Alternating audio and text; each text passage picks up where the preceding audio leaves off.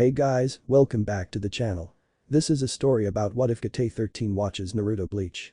Before I start, please support for more amazing content and do consider subscribing to my channel and share this video with your friends. This is written by Millwood and link in description and support writer. Let's start the video. Chapter 1. Yamamoto eyed the black butterfly that came into his chamber. It had been there when he entered his office. The only reason one would be in his office specifically is if there was an order from the Soul King. Approaching the held butterfly, the head captain made his presence known so that he could listen to the message. Head Captain Yamamoto, I understand that recent events have left the Gotei 13 in some disarray. However, I am sending 2 of my royal guard to you with orders directly from myself. Bear in mind that their authority is an extension of mine, so I expect them to be treated with respect. They will arrive shortly. Then in a flash, the butterfly was replaced by 2 people. A spiky-haired blonde man and a red-headed woman, both in the garb of the royal guard of the Soul King. I'll never get used to that, the red-headed woman grumbled. It definitely feels weirder than traveling with my Horatian, the man commented in reply before turning to the head captain. Ah, Yamamoto-san. Thank you for allowing us into your office. My name is Minato Namikaze, and this is my wife and partner, Kushina Uzumaki. We were sent here so that we, along with you and your subordinates, could look over this, Kushina continued, presenting a book with a distinct image of a hollow's mask on the cover. While confused, the head captain nodded in understanding. Of course, the elderly-looking Shinigami replied. Orders from the Soul King must not be ignored. What do we need to do? Gather the captains, and in the case of squads whose captains have turned traitors, their lieutenants, Minato spoke up. Along with them, the Soul King has informed us to have you gather the Ryoka and Shimin-sen as well. His confusion lingered, but Yamamoto replied, I shall gather them all shortly. I assume we'll need some way to view the contents of this book. Yep. Got anything that can display the book as visual imagery? Kushina asked, earning a nod. We'll take care of it. A weird device, the Uzumaki woman commented, staring at the recently finished viewing instrument that had been set up for the book. The instrument in question had a monitor screen that was black and held static, showing that it was trying to get a signal. The casing for the monitor looked oddly organic, made of a purplish material that one could compare to the fleshy walls of the dangai and the sweeper that cleaned it. Most of the wiring was covered in the odd material, but everyone there could sense the stable energy running through it, providing the monitor with a steady source of power. As for the size, the screen easily covered most of the wall, with the edges covered in the same material and attached to the wall itself to prevent the monitor from falling over.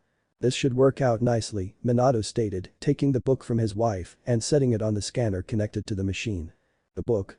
Are you kid? Kenpachi started to say, but was cut off by a fierce look from Kushina. While momentarily quelled, the man couldn't fight the excited grin from forming on his face. He could tell that this woman was strong. Very strong. There is more to this book than you all know, she informed the gathered group of people. What I'm about to tell you was told to us directly from the Soul King himself. The Shinigami of the Gotei 13 and Yuruchi looked stunned at that while Ichigo and the others were lost. However, they didn't comment on their confusion, believing that their unspoken question would be answered. The Soul King has a responsibility beyond that of governing the Soul Society.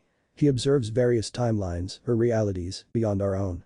Keeping watch for any that could lead to an imbalance between the worlds that could lead to disaster, Kushina began. Realities? Nemu spoke up, sounding intrigued. You mean to say that this book is another reality put on paper? It's only that way because seeing another reality in its truest and uncensored form would be too much for any mind to comprehend. Besides that of the Soul King, of course, Minato explained. If you tried to see it, you would only see something that cannot be seen. The mind would shatter from trying to make sense of it all. So, this book allows us to view this other reality safely then?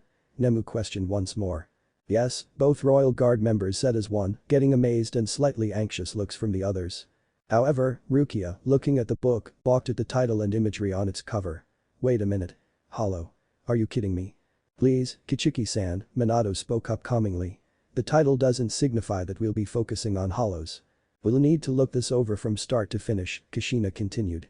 According to the Soul King, it showcases a bit of what to expect from the 3, who proved that the Gotei 13 are a bunch of idiots as far as not knowing what they were up to by looking at an alternative timeline. At that, the captains all looked miffed. Sure, they had really screwed up badly, but did this woman have to rub it in? Sorry about that, Minato apologized sheepishly while Kushina looked totally unapologetic. My wife's past experiences have left her distasteful towards people who never ask questions or anything like that and simply take things at face value. It's a long and rather personal story. Can we just start with the book? Kushina nodded thankfully as the screen came to life. She knew that her husband was referring to her time as a Jinchuriki and how anyone made into one had to live because people never bothered to tell the difference between the human and the tailed beasts they held. "I'll go first," then Unohana offered, hoping to defuse the tension in the air. The others nodded and she was then passed the book. Opening it up, she looked at the title of the first chapter and began to read. Chapter 1. Their first meetings. Wonder who's meeting whom? Orihime mused, a cute thinking expression on her face. "If you let me read, we can all find out, Inoue-san," Unohana calmly admonished, a kind smile on her face as she cleared her throat and began to read. The blonde teen gazed at the rundown building that had belonged to his ancestors when they had allied with the Hidden Leaf. "It's about Naruto?" Kushina asked in slight surprise, both she and Minato looking interested in how their child was involved. "And Naruto would be?" Soifun questioned with a raised brow. "Our son," Minato answered simply. "What I'm wondering is why he's staring at the mask storage temple," Kushina muttered with a faint frown. It carried an artifact of great power, one that was meant to be guarded for as long as time stood. It was both fortunate and unfortunate that this place had fallen so far under everyone's radar that it was unheard of for many years. What artifact would this be? Nemu asked, being the daughter of Mayuri, they share several similar traits, such as her curiosity. Besides, if she didn't get the proper information, Mayuri would be furious and she knew what would happen then. "You don't think?" Minato began, eyes wide. "No doubt, it's that mask," Kushina confirmed. If he had to guess, maybe a handful of people knew about this location besides himself. Most of those people being dead anyway. Not that death could truly stop someone. He knew that firsthand the moment he discovered this place as a boy. Due to their nature as Shinigami or their relationship with the concept of death, those present had an idea what the book was getting at. "Back again, child." A gentle voice spoke, prompting him to turn his blue eyes over to the speaker. She was a woman of noble beauty and grace that had red hair styled into twin buns atop her head. Her eyes were pupilless and shaded a dark violet, and her kimono looked to be of the finest quality. Acting as earrings were a pair of sealing tags, while the insignia of the Uzumaki clan rested on the back and heart of her clothes. Kushina and Minato both looked shocked at the image of someone so revered amongst the Hidden Leaf and the Uzumaki clan. The others took notice of their shock, but they withheld their questions since the book looked ready to identify the woman. Finishing off her look was her form being visibly transparent and a thick chain that tethered her form to that of the rundown building. Memories of his first encounter with a tethered spirit made Ichigo wince. That idiot Don Kananji made things way more complicated than they needed to be. His friends and Rukia, having also been in the vicinity, also paid closer attention. This was Mito Uzumaki, a deceased member of the Uzumaki clan, whose spirit had refused to leave the mortal plane out of an impeccable sense of duty to her people. Kushina sighed at that, smiling sadly. Mito-sama really was like that. Putting her duties to her clan and the village before her own well-being. She more than deserves to pass on, but she's once again putting duty before herself. Yamamoto hummed at that, respecting this Mito for her attitude towards responsibility and duty. It was how he ran the Gotei 13 and the Soul Society as a whole, after all. She once held the greatest of the Bijuu within her. The Kyuubi. She was the first to act as the beast's prison, while the young man before her was currently the third. Who was the second? Yukitake asked, silently appalled at the idea of humans becoming living prisons for great beasts. "Probably the pretty lady related to the woman we're seeing," guessed Kairaku, nodding his head to Kushina. She in turn nodded her confirmation. "I was given the Kyuubi from Mito-sama safely." Naruto was forced into his current position as the third jailer. The way she said that let the others know that there was a deeper story involved. But they let it be in exchange for continuing the book since the woman was obviously in no mood to tell it. A soft smile graced the blonde's face at her question. He never understood how he was able to see those who had died, but he didn't question it.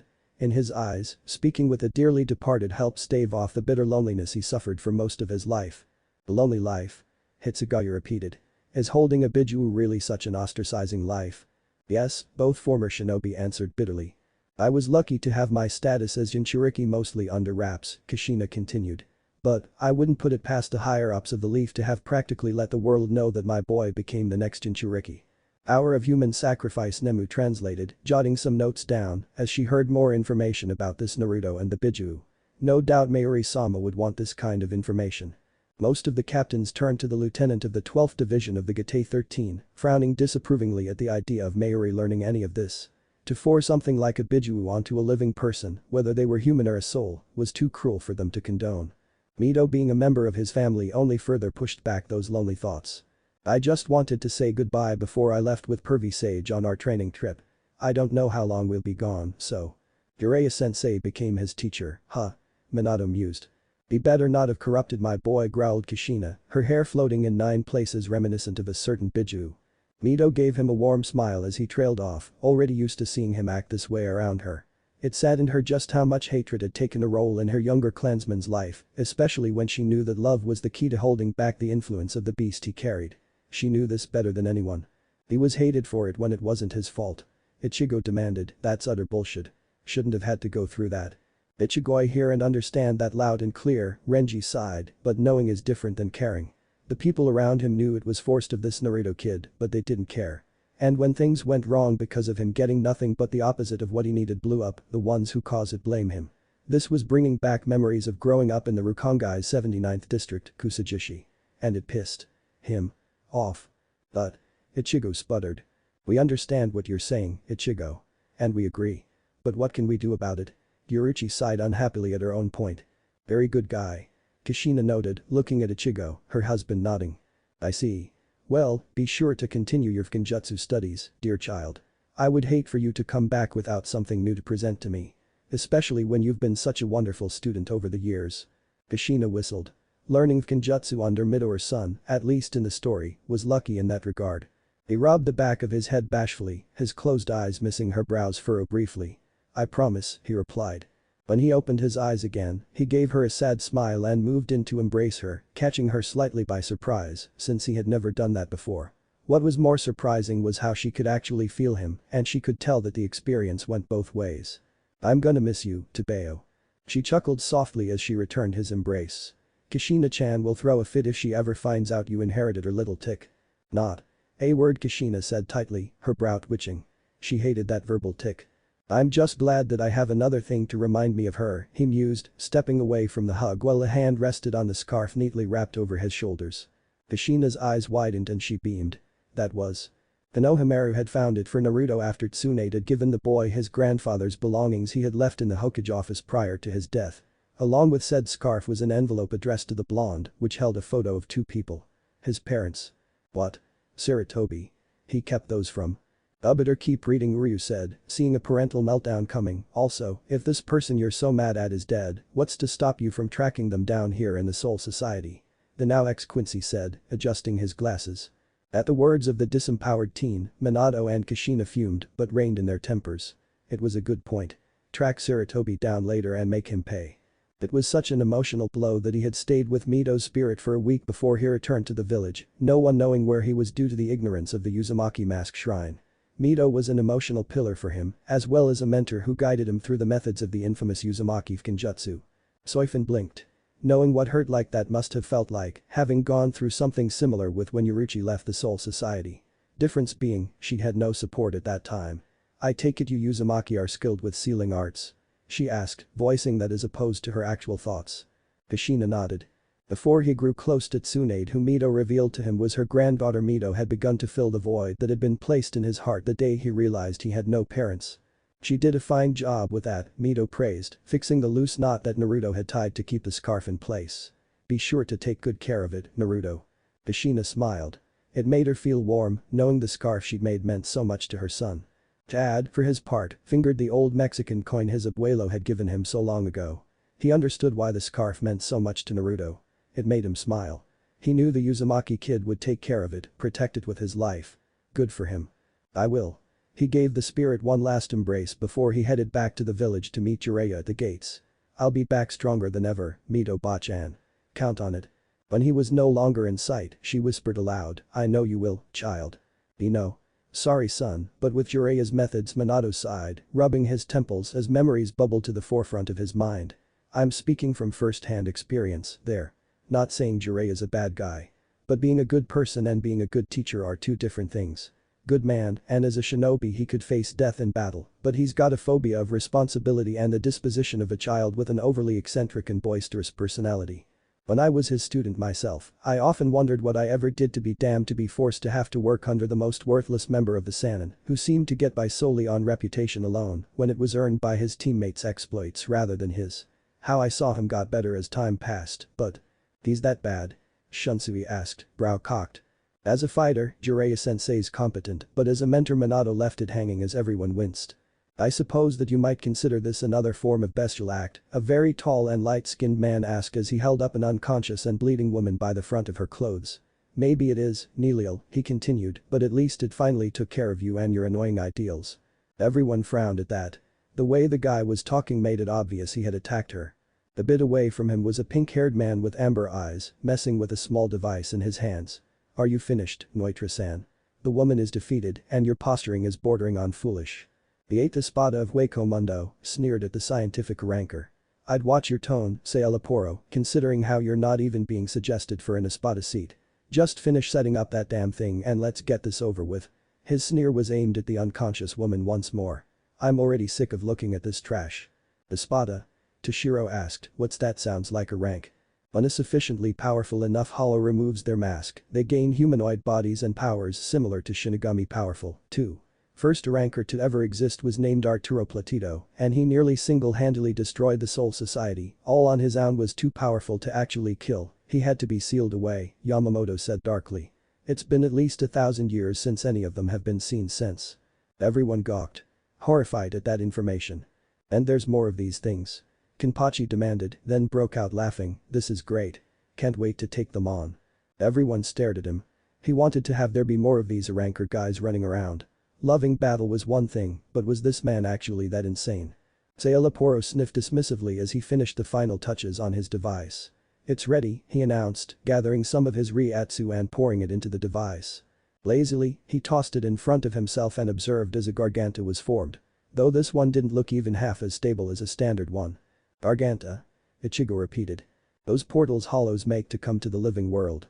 Yukitake offered an explanation. Hurry and toss her through, the scientist sniped, clipping a bracelet around Neliel's left wrist. That should allow me to record what happens with this experimental Garganta. I must know if we're only connected to the land of the living and the Sirite.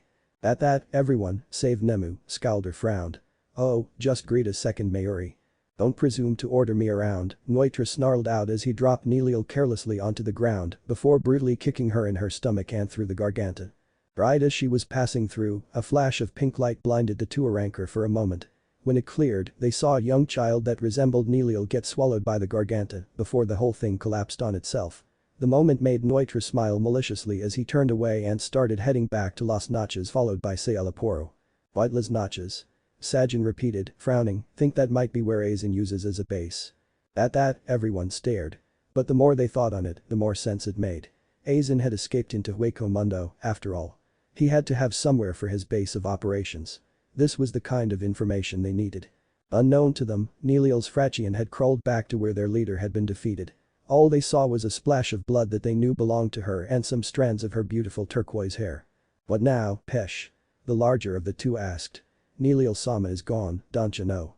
Pesh grit his teeth and clenched his fists in shame for not being able to protect their leader from harm and possible death. Neutra and Sailaporo he ground out, his self-shame feeding his growing rage. We'll be back to avenge Neliel-sama's cruel defeat at your hands. I swear it.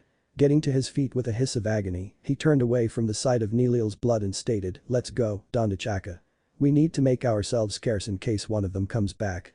The larger one gave a sad sigh at his friend's words, reaching down to gingerly grab the strands of hair before he too stood up painfully.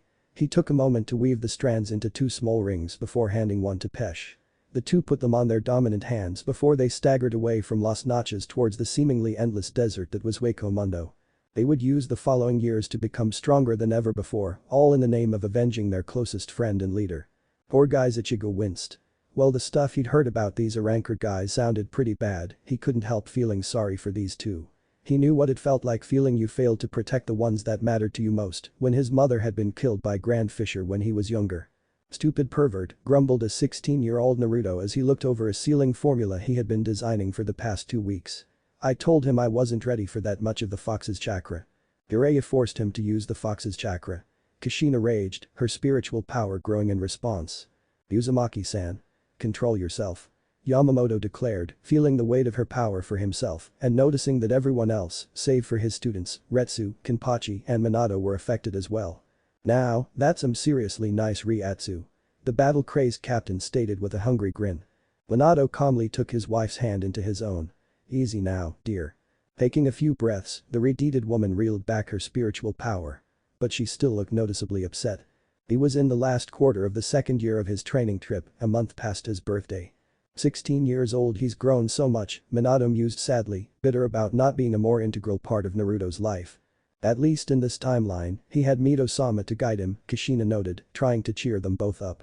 The two shared a somber smile as they held the other's hand, and the others couldn't help feeling a sense of pity for the parents, forced to make the ultimate sacrifice for their only child. So far, the trip itself had been very underwhelming for the blonde Uzumaki, who was expecting to learn most of the tricks and skills that the Toad Sage was capable of using. "What would you say those tricks are, Namikaze-san?" Yukite queried curiously. Sensei was known for three things. Though the last isn't common knowledge. He's a toad summoner, having learned how to fight alongside a toad of any size for various situations. He's proficient in sealing arts. Though comparing him to the Uzumaki clan is a fool's errand. And he learned to tap into natural energy of the world around him and channel it through himself, becoming a sage. However, Sensei never fully grasped that ability and needs the help of Ma and Pa Toad to enter sage mode. He looked embarrassed as he added, "I myself can use Senjutsu. But it takes far too long and barely lasts for me. My son, in our natural timeline, is a genuine Toad Sage. Having mastered it far beyond what I or Sensei could hope to achieve. At least from what I've managed to learn." The captain of Squad 13 looked rightfully impressed with this knowledge, as did many of the other captains. Ichigo and his friends looked a little lost on what was being explained. Unseen by everyone except for Kushina, Nemu looked intrigued when Minato spoke of Naruto's accomplishment. A small glint seen in her normally apathetic gaze. That wasn't the case. Instead, the first year was devoted solely to mastering basics that should have been gone over by Kakashi. His official teacher since he had been assigned to Team 7. "Hold on," Soifin spoke up, looking rather annoyed. "You mean to tell me that your son was forced to get by with misused basics? Let alone proper instruction?" When Naruto's parents nodded, the second squad captain growled angrily. As leader of the stealth force, she felt that she was probably the closest to understanding what it meant to be a shinobi. So she knew exactly how vital it was to understand the basics. They were the foundation of all future study and training. "When this Kakashi dies, I think I'll personally see to his console," the woman muttered. Giving a sideways glance at her former protege, Yuruchi had only one thought, spawned from how well she knew Soifin. Kakashi was screwed once he was Worm Chow. His taijutsu had been smoothed out so that he didn't fight like some common brawler, his chakra control exercises had increased in difficulty, and he had finally learned how to dispel Jinjutsu.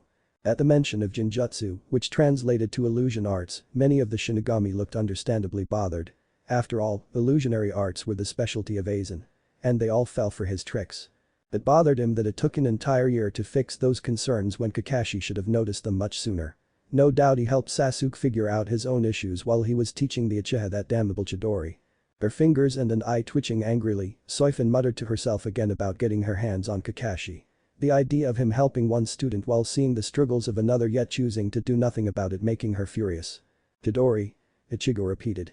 "Picture lightning encasing your hand, giving it unstoppable piercing power as it gives off the sound of nearly 1,000 chirping birds," Minato explained. "My son experienced that piercing power firsthand."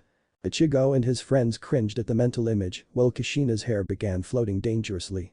He was going to hold on to that grudge for a while, considering how he had suffered being run through by that jutsu twice during his fight with Sasuke. Kushina needed to be calmed down by her husband again at this point.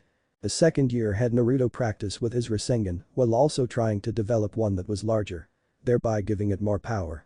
So basically what he had before this training trip, Kushina sarcastically commented to herself as Minato took a moment to explain the workings of his signature jutsu to everyone else. "Naruto, just how much were you forced to struggle just to have a fighting chance?" While he had improved greatly in his chakra control, he couldn't make the larger Rasengan without the assistance of a clone. Thankfully, though, he was finally able to use a standard Rasengan one-handed. "It took me almost 3 years to develop the Rasengan," Minato explained. "Sensei took months to learn it when I was teaching him. Naruto, with little guidance, figured a workaround for it in about 2 weeks. Using a clone for a basic Rasengan was his workaround, and hearing that it took an extra couple of years to master the basic Rasengan is upsetting to me. Sensei should have been more active in teaching him my jutsu. It's his birthright, after all." Still, Nemu spoke up from her making notes, surprising many, the fact that Naruto-san was able to develop his own method for using your technique speaks volumes for his ingenuity. Hearing about it is one thing, but it would have been worthwhile to have had the chance to witness it firsthand. Many of the others could agree with her conclusion, but Kushina and Yuruchi were able to see that there was an undertone of something else in Nemu's voice. Something they doubted even she noticed. Knowing what it could be made the two women smirked to themselves. It was halfway through the second year that Jiraiya decided to start the real training. To Naruto's dismay, the Toad Sage felt that the best training Naruto could do was practice using the Kyuubi chakra, which he honestly hated to use. Sure, the power boost was phenomenal. But the aftermath of the chakra was not a fair trade in his eyes. His body was left weak and his chakra coils would practically rage with pain due to the corrosive chakra being pumped through them. Being the Jinchuriki of the chakra helped, but only by so much. That sounds awfully familiar, Yoruichi noted, looking a bit disturbed at the thought. To her, using the chakra of a Biju sounded almost exactly like the wizards first getting the hang of using their inner hollows. A massive boost in overall ability, but a major drain on stamina and health as payment. Kisuke would have loved to study these Jinchuriki, she thought to herself. And then, around 1 week ago, Jiraiya had the brilliant idea of loosening the seal so that more of that twisted chakra could be accessed. The result was Naruto quickly losing control and shifting into a four-tailed state, going into a berserker rage that could have wrecked the town just a couple miles away from their position. "The what?" Minato and Kushina screamed. Irichi and Ichigo winced at that. Both had experience with that sort of consequence. Luckily, Jiraiya had some suppression seals on hand. Something Naruto immediately started working on as soon as he recovered from the strain of the Biju chakra. Good to see that he's preparing himself for negative outcomes. But it's rather upsetting that it took the mistake of someone else for your son to do so, Retsu commented softly, feeling sorry for Naruto that he had to put his training on hold just to make some fail-safes for a power he never asked for. He had just finished making a successful one the other day, which allowed him to resume his theoretical seal. Currently, he was seated atop the hotel building he and Jiraiya were staying at, waiting for the pervert to return from his daily session of spying on women. Many of the female readers looked ready to hit something, or, more accurately, someone, at that. If there was one thing Naruto was most disappointed about concerning this trip, it was how the Toad Sage focused more on his research than actually training his so-called apprentice. If those are his priorities, then what was the point of even taking an apprentice at all? Toshiro scowled, voicing the thoughts of many of the others in the room. He sighed, feeling depressed about the lack of real value this trip had. He was hoping to show Mito how much he had grown over the years, but the time away from the hidden leaf was being wasted in his eyes. Everything he had done barring the use of the Kyuubi's chakra could have easily been done within the village walls. Such a waste of time, Sajin commented with a shake of his head. It must be incredibly frustrating for him to think that this supposed trip to make himself stronger proved to be built on false hope. I would have left the geezer, Shunsui added with a sigh, covering the top half of his face with his hat to hide his irritation. There's only so much one can take before they decide to drop everything and start something new. What's she going to think when I come back barely any stronger? He mused sadly, afraid of disappointing his earliest mentor figure. Upsetting someone you deeply respect, Rukia said sadly, thinking of her brother and of Cain. I know the feeling, it hurts more than we admit. Those who studied under a master of certain arts all agreed with her assessment. To have learned from someone, taken what they had to offer and leaving with the promise of returning better only to return almost the same as when you left. It was a bitter pill to swallow. He was broken from his thoughts when he felt a strange pressure bearing down over his form. Frowning, he pocketed his notes and stood up, looking around for the source. The sound of something being forcibly stretched had him turn his gaze upward, and his eyes widened when he saw the space within the evening sky gain a crack before stretching open like a cavernous entrance. What the? Ichigo yelped at hearing that. The surprises didn't stop there, for he saw a bundle fall through the opening and start plummeting towards the ground about a mile off from the small town. Officially worried, Naruto pumped as much chakra as possible into his legs and raced off in the direction of the descending bundle.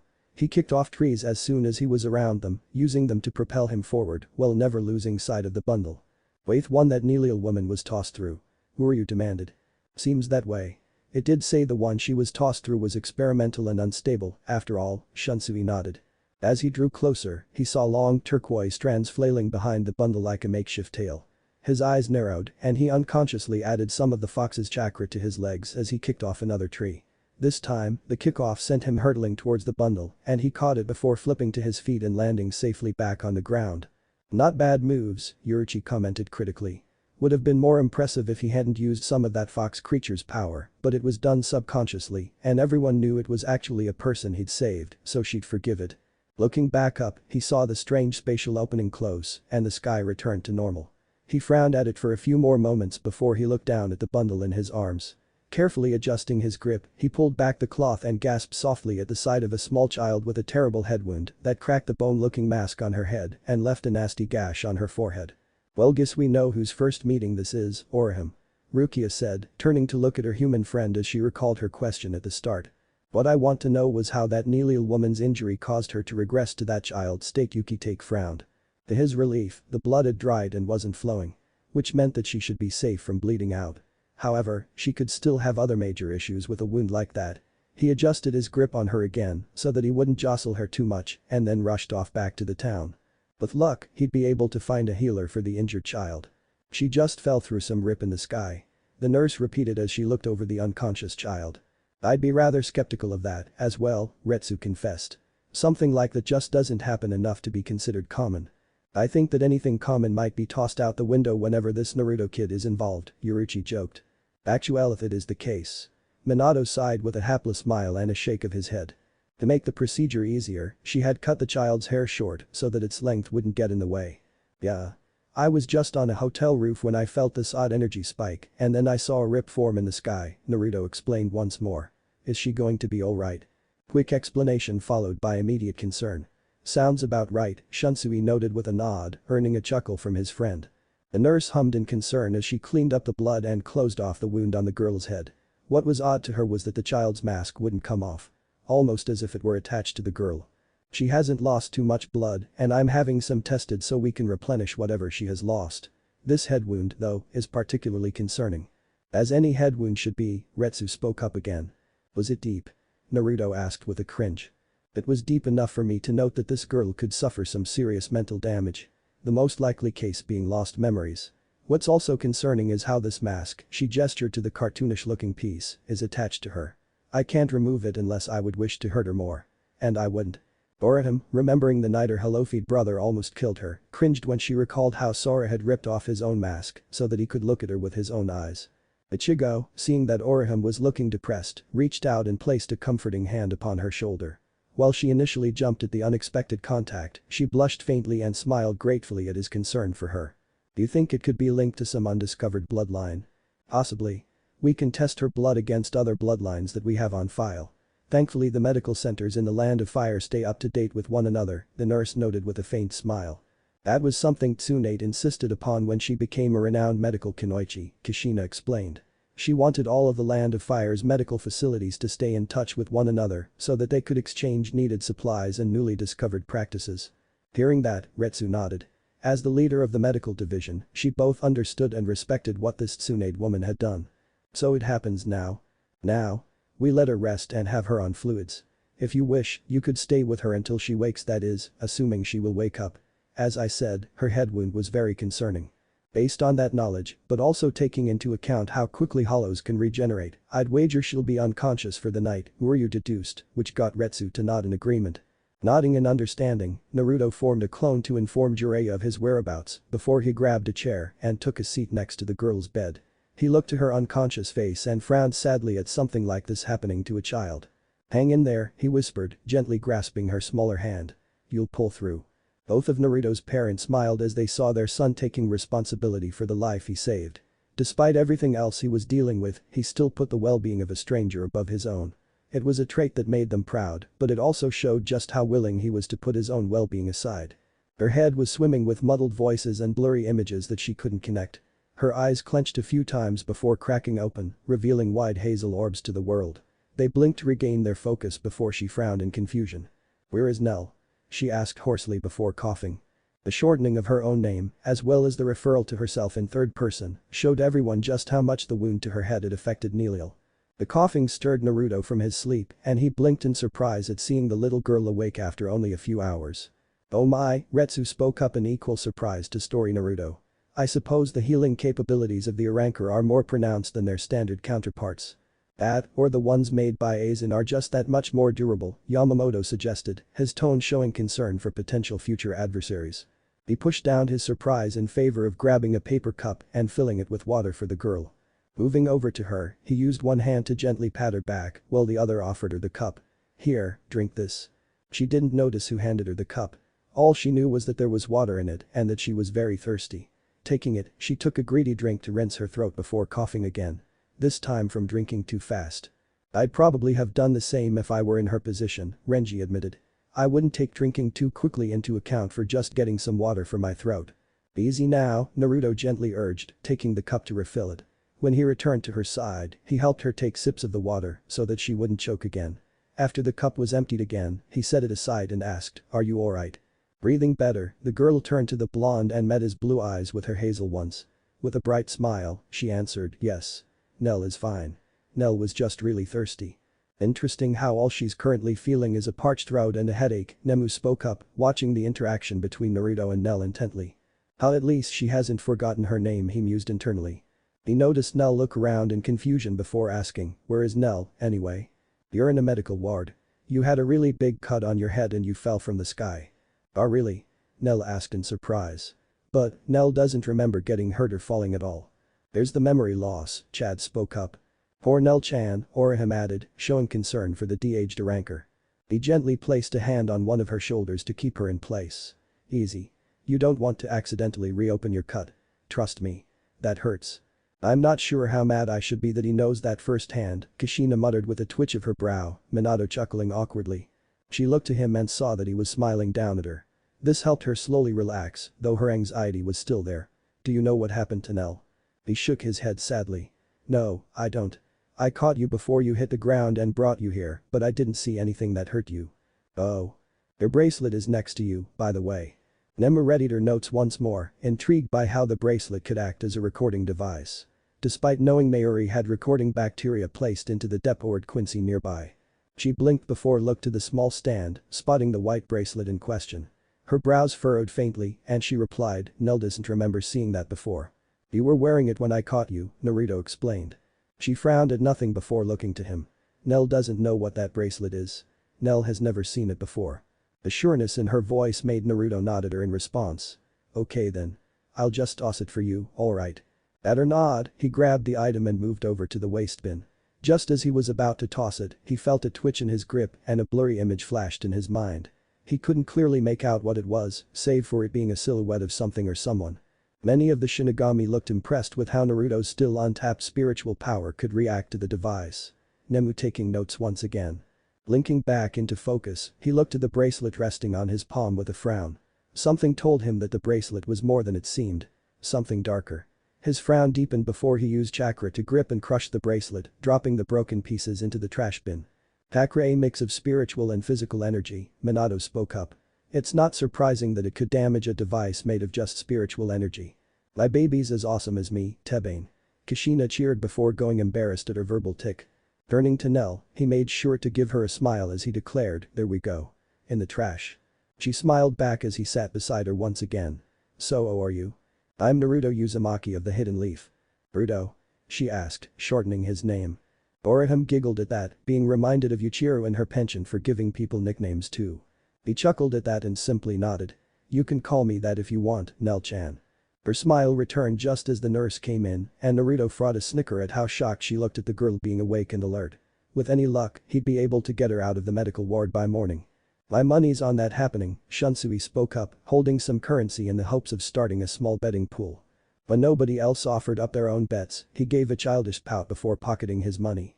Saelaporo frowned when he noticed that the tracer he had placed on Neliel vanished from the screen, had kept on for the past century. "I was wondering how long this would last," he mused as he started to work with the screen and study the results of the tracer. "Ha. Glad the kid's pissing this guy off." Ichigo smirked, getting nods of agreement with his words from the others. From what he could read from the data, the experimental Garganta he had Noitra kicked Neliel into had a greater exposure to spacetime displacement. This meant that time acted differently inside of it compared to the outside worlds. What that also meant was that Neliel could be in a world where only a minimal amount of time had passed compared to the century Hueco Mundo just went through. Nemu made sure to write all of that down. Making sure to gather everything he could on his findings, the current Eighth Espada left his personal area of Las Notches in search of Aizen. The man would no doubt be very interested in what had happened. Everyone stared. "Aizen. He's been making these guys. All along." Toshiro shouted.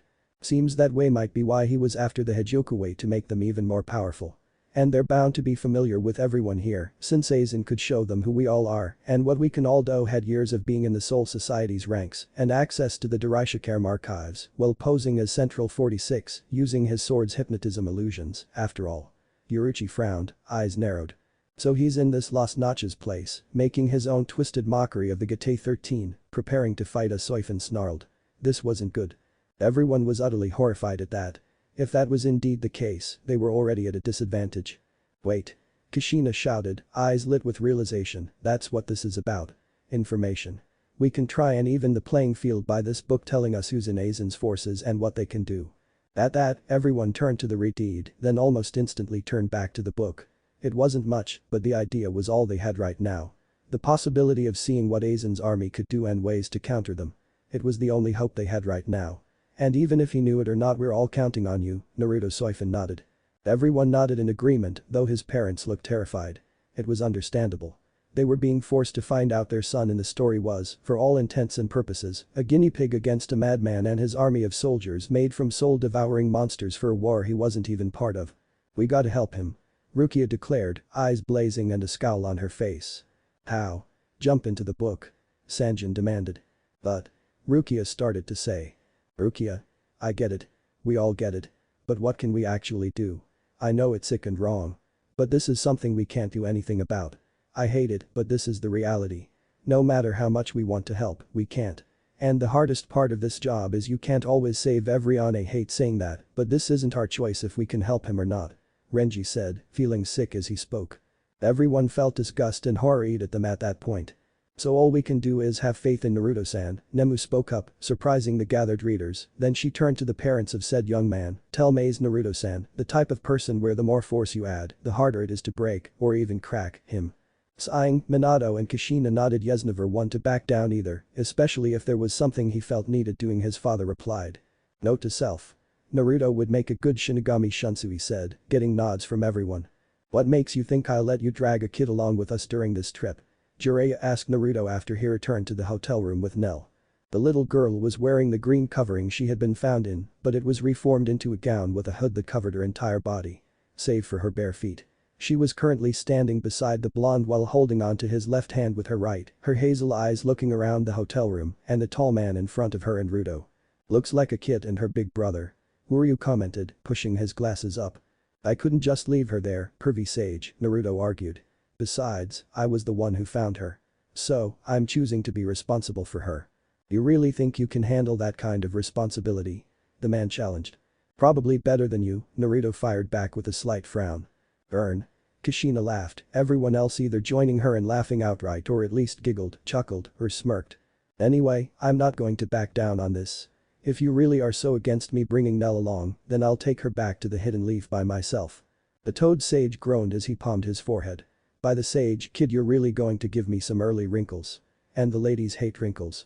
Hate wagging assholes even more, so wrinkles won't matter for this guy. Yuruchi scowled, wishing she could blast a pervert.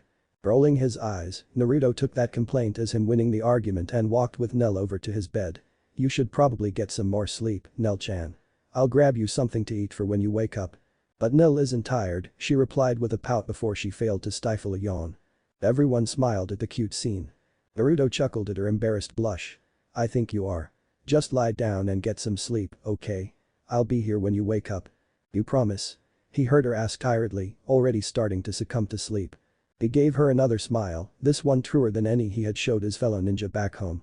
Yeah, I promise. He waited for her to fully fall asleep before he gently patted the cracked part of her mask. Sleep tight, Nell-chan. Jiraiya silently watched the exchange and was surprised at how calmly Naruto had handled it. He also noted how Naruto seemed less tense and more relaxed around the green-covered brat. Humming softly in thought, he watched Naruto grab his toad wallet and create a clone before leaving the hotel room. The clone then decided to lie on the bed beside Nell, and she almost immediately turned towards him.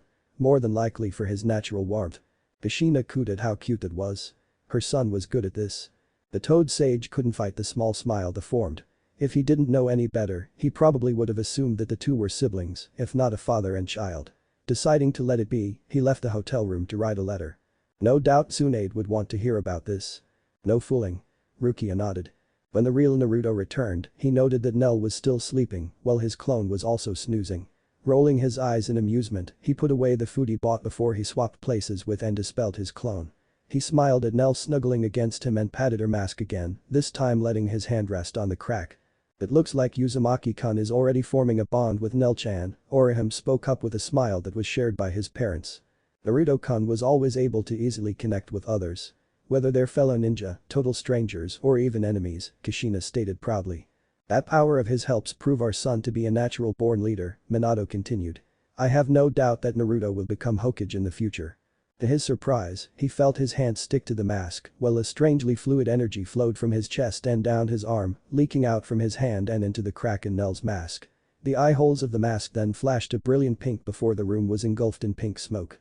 When it cleared, Naruto was left in speechless awe at the sight of a full-grown woman who looked so much like the little girl he saved. And Nell? He asked tentatively.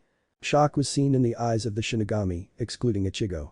Retsu and Nemu were the most surprised, so much that Retsu couldn't form a sentence, and Nemu actually dropped her notepad. The green gown had stretched and ripped, thankfully in a manner that covered her modesty, while her once short hair regained its original length and fullness.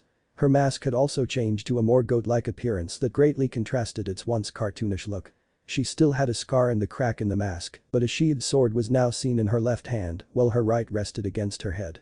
Did he actually healed her? Sajin almost gasped out, asking the very question his fellow Shinigami struggled to. Noticing that she was about to fall from the bed, Naruto quickly grabbed her shoulder to steady her. This got her attention and she opened her eyes to meet his own, allowing him to see familiar hazel eyes. Nell, is that you? She regarded him silently for a few moments, searching with her eyes and looking over his form.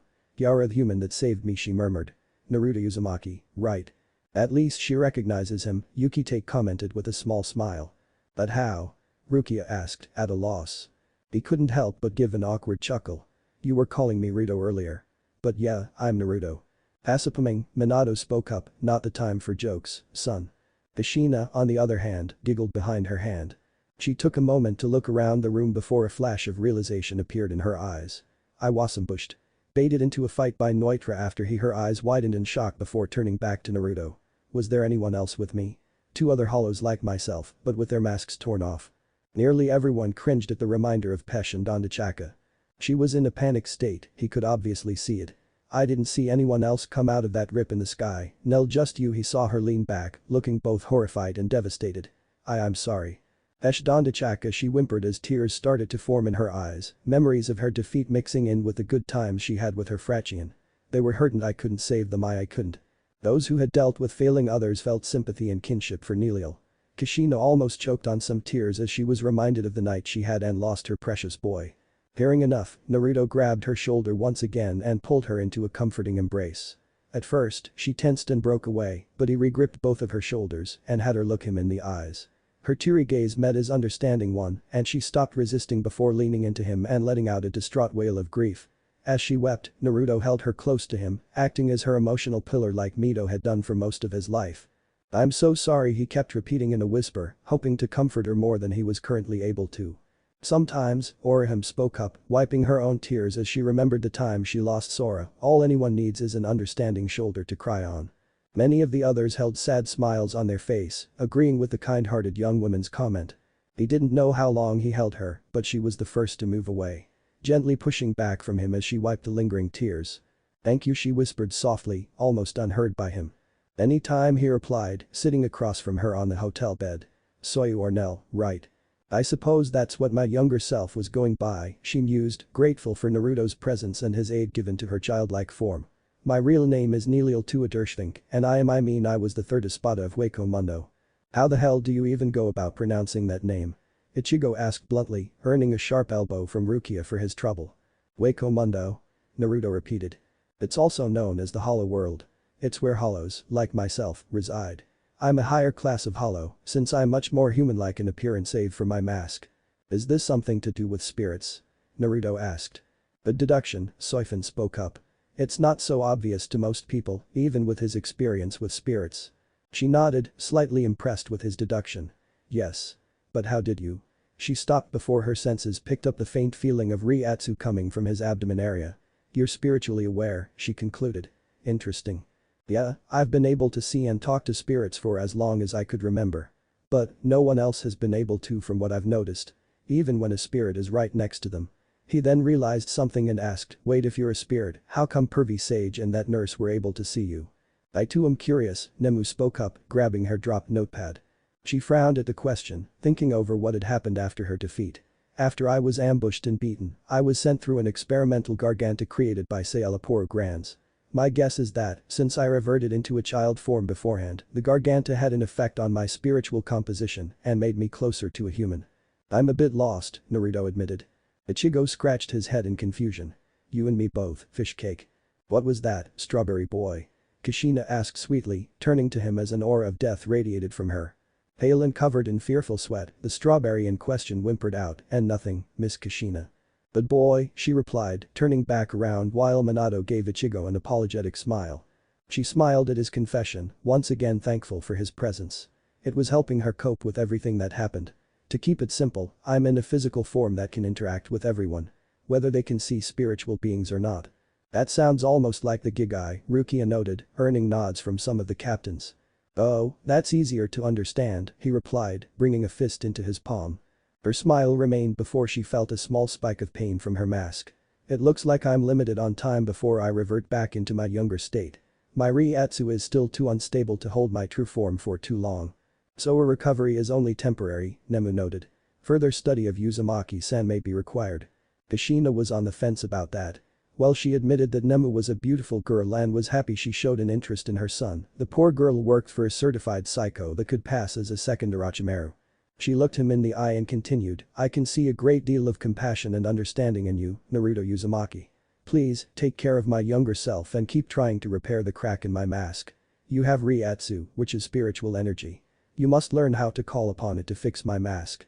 So, Uzumaki-kun is like medicine that Nel-chan needs to take occasionally.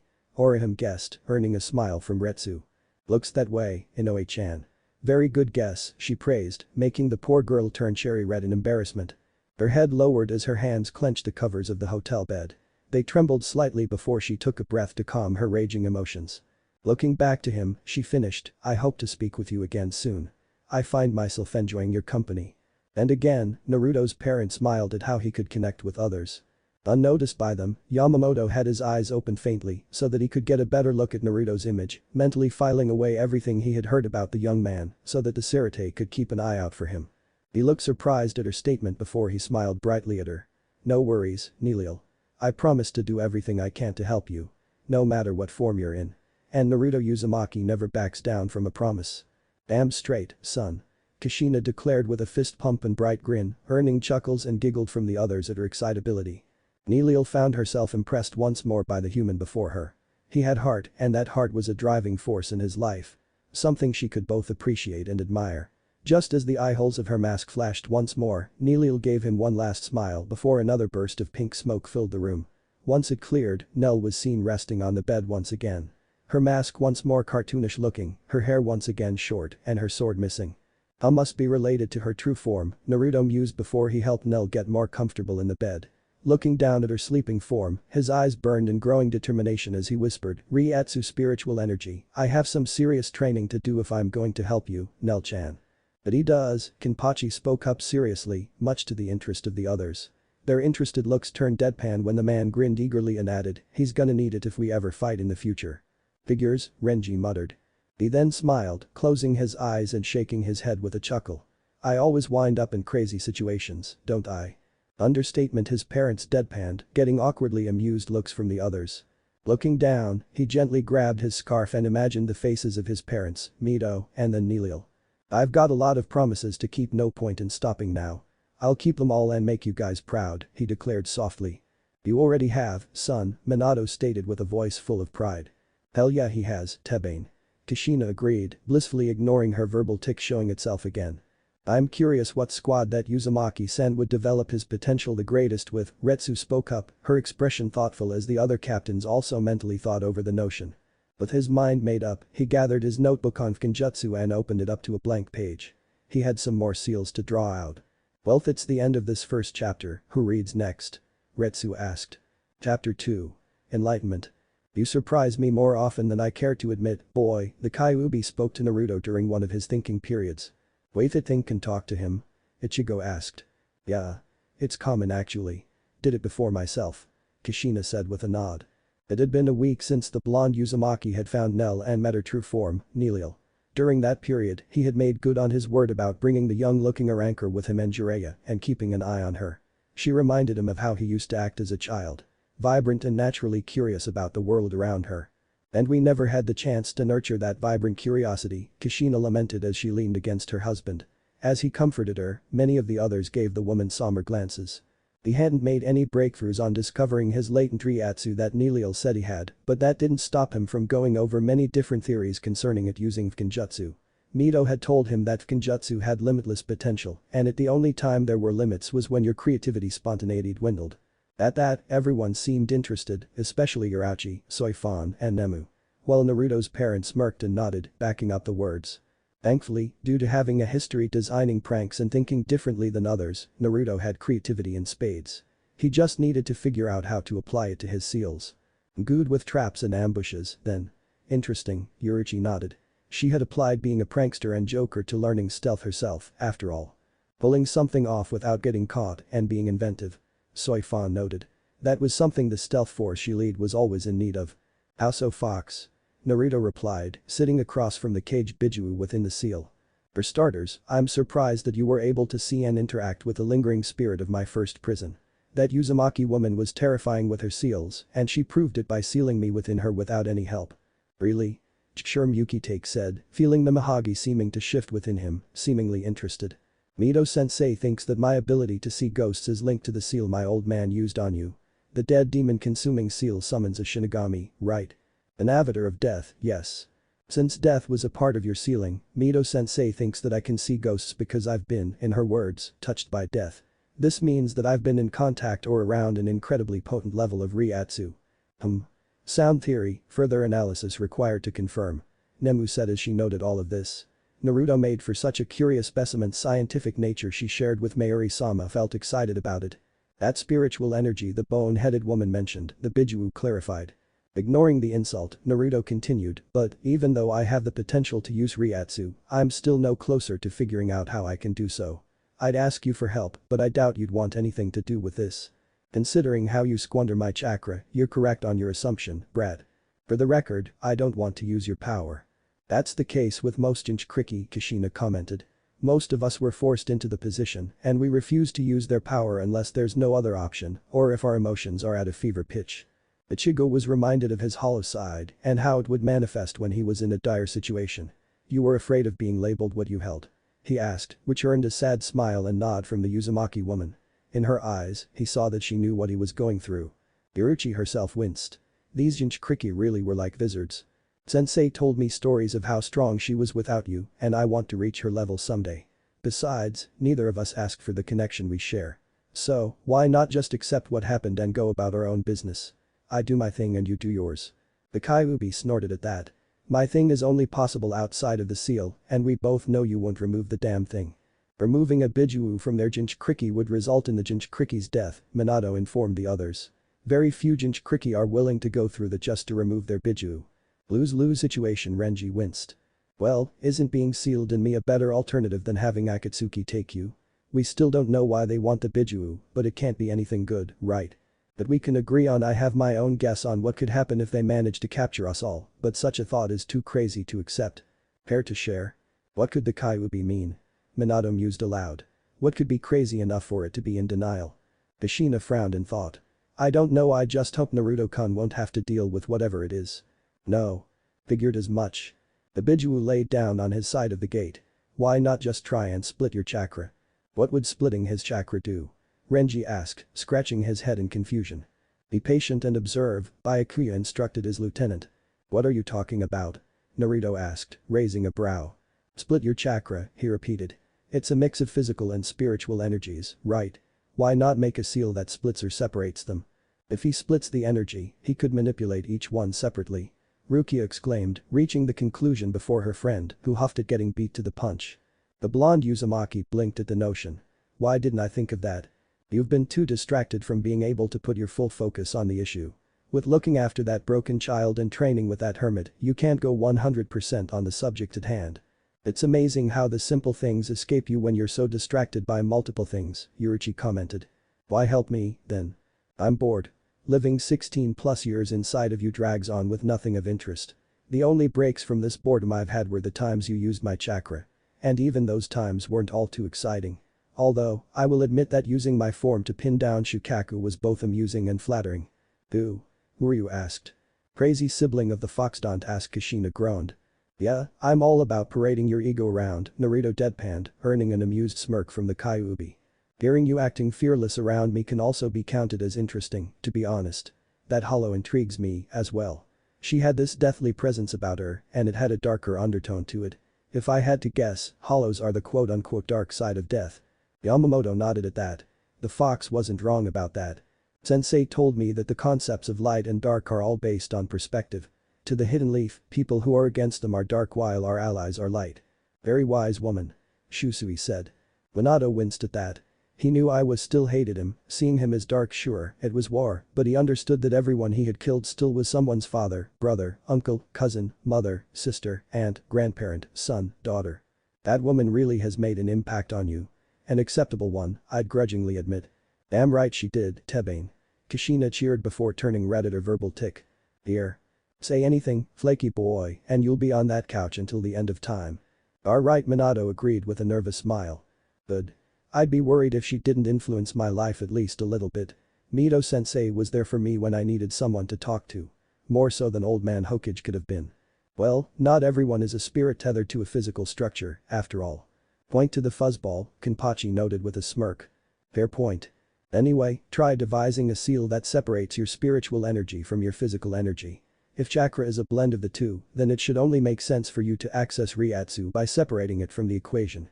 Sounds like a better idea than any of the other ones I've thought of. Thanks, Fox. He turned to leave the area holding the seal, but paused before he took a step. You know, I hope we can have more talks like this. It's refreshing talking to you when you're not all murderous and angry at me. I wonder what could have been different if I took the time to talk to the fox more. Kushina mused. No sense dwelling on what could have been, Uzumaki-san, Nemu spoke up. Best to focus on what could be. While the other Soul Reapers looked surprised that Nemu, the daughter of the mad scientist, was comforting Kushina, the woman in question gave a soft smile to her and patted her head. Thank you, Nemu-chan. With that, the Uzumaki walked off before he faded out of the seal, leaving the Bijuu to contemplate on the young man's parting words. It looks like Kyuubi-san is considering it, Orihime noted with a gentle smile. Maybe this could be the spark that helps him and Uzumaki-kun become friends. Naruto's parent smiled at the sweet girl, enjoying her optimism. I've recreated the Garganta I experimented with before, Aizen-sama, Sailaporo stated as he stood before the flickering vacuum of space being generated in his lab. Everyone scowled. That's not good, Toshiro noted with a frown. They could send more hollows to Naruto's world and cause problems. Let's hope that Uzumaki-kun will be prepared for them, Unohana softly muttered, concern layered in her words. The traitorous Shinigami, once an esteemed captain of the 5th Division, had a casual smile on his face as he observed the unstable portal between worlds that hollows could make. They're sacrificing their own for research, Chad commented, feeling an odd sense of pity for the hollows that were going to be used. He could already feel the spiritual energy leaking out in a twisted and misshapen manner, further displaying the instability of the experimental Garganta. Good. Are the hollows equipped with those tracers of yours? The man asked calmly. Tracers? Chad frowned. Most likely to make it so the hollows can be kept track of while there. Nemu said. Yes sir. They're ready to be sent at any time, the 8th Espada replied. Saying nothing more, Aizen walked over to the Garganta while holding up a glowing cube that had a spherical object within its core. The Mjyoku. The glowing item shined brighter while the Garganta reacted to its glow, shimmering and flickering dangerously around its edges before stabilizing. The black space within the Garganta also gained a faint violet shade, barely noticeable except at the right angles. While absently noting that her old associates were looking rightfully concerned, Yoruichi cursed under her breath as her thoughts went inward. Kisuke, you idiot, your damn curiosity gave that bastard the means to cause some serious problems. I hope you've got a plan, because Aizen's going to be in a league of his own with that stupid orb. He somehow stabilized the irregularities of the Garganta. Fascinating, Nemu said softly as she furiously took notes for Mayuri. With the pathway stabilized, the time dilation from the trip should be notably shortened. If not non-existent. You mean that they'll get results much sooner than hundreds of years? Kushina asked in worry. It's highly probable, Nemu answered.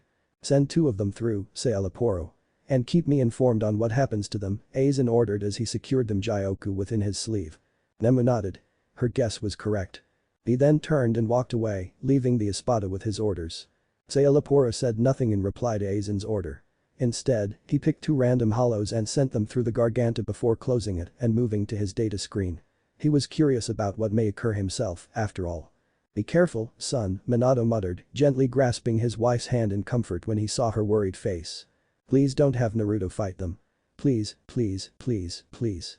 Kushina begged, even with knowing her son's luck with getting involved in things like this. It was 3 days since Naruto's talk with the Kyuubi, and he was currently walking through the small village that the trio had decided to stay in for the night. Nell, to her delight, was seated on his shoulders, thanks to Naruto agreeing to give her a piggyback ride. She was currently leaning against the back of his head, while his hands held her legs securely on his shoulders. At the sight, everyone tried to relax. If it wasn't for the part before with Aizen, they'd be able to enjoy this more. So, Nell-chan, what should we do first? You want to get something to eat, or do you want to see if any stalls have games? Naruto asked, playing the role of Nell's older sibling. And he does do that well. Sajin Kamamura nodded.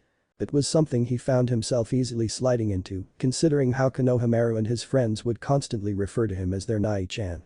It was endearing to him, especially since he had no siblings of his own, thanks to his parents sacrificing their lives for his own. Games? Nell wants to play games with Ruto. The ranker exclaimed excitedly. With a chuckle, Naruto nodded and declared dramatically, to the games, then. Let's go, Tebeo. Heh. Not bad at being an older brother figure. Ichigo grinned, thinking of his own sisters. Yeah. Nell cheered, throwing both hands into their air. Orihime smiled. Unnoticed by Naruto, Jiraiya was watching his godson's interactions with a little girl he rescued. In his opinion, he thought the girl would be a distraction to Naruto. But, he was proven wrong during the previous training session when the boy got a few clean shots on him during their spar. Is it wrong to admit that I want to hack this guy up? Kenpachi asked. Trying to keep him a weakling and heartless enough to see a kid who has no one else or anywhere else to go as a distraction, given how he hated when he was cheated of a good fight and his own closeness with Ichiru, the battlemanic captain was pretty ticked off at Jiraiya. Dead in line. I got dibs. Kushina scoffed. What really got his attention, though, was how Naruto was starting to throw out different tactics in their spars. He was now using ceiling tags to impede the Toad Sage. Tags that Jiraiya was sure he never showed the kid before. This brought up the question of where Naruto learned to make them and who taught him the basics. The Uzumaki had never shown his lineage before until recently, and the display was staggering due to the lack of prior evidence. How is that any of his business? If he wanted the person he took on as a student to be honest with his skills to him, then he should have taken being a mentor more seriously. Anohana frowned. So, he had taken to observing his apprentice when the young man thought he was out peeping. Whether it was personally, with a clone, or with a small scout toad. Naruto was obviously hiding something, and he wanted to know what it was, or why he felt the need to hide it in the first place. At that, everyone scowled. He just hoped that Naruto would still be the knucklehead he had made his apprentice. Doesn't have the right to be a mentor. Byakuya frowned. Naruto frowned at the ceiling array he was working on, carefully taking his time with his brushstrokes so that the formula would be neat and precise.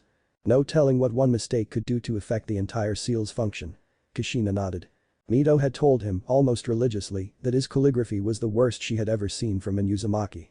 He had sulked for hours the first time he heard it, reminding the woman of her late husband's eccentricities. Minato and Kushina gawked. The first Hokage eccentric. They could hardly picture that.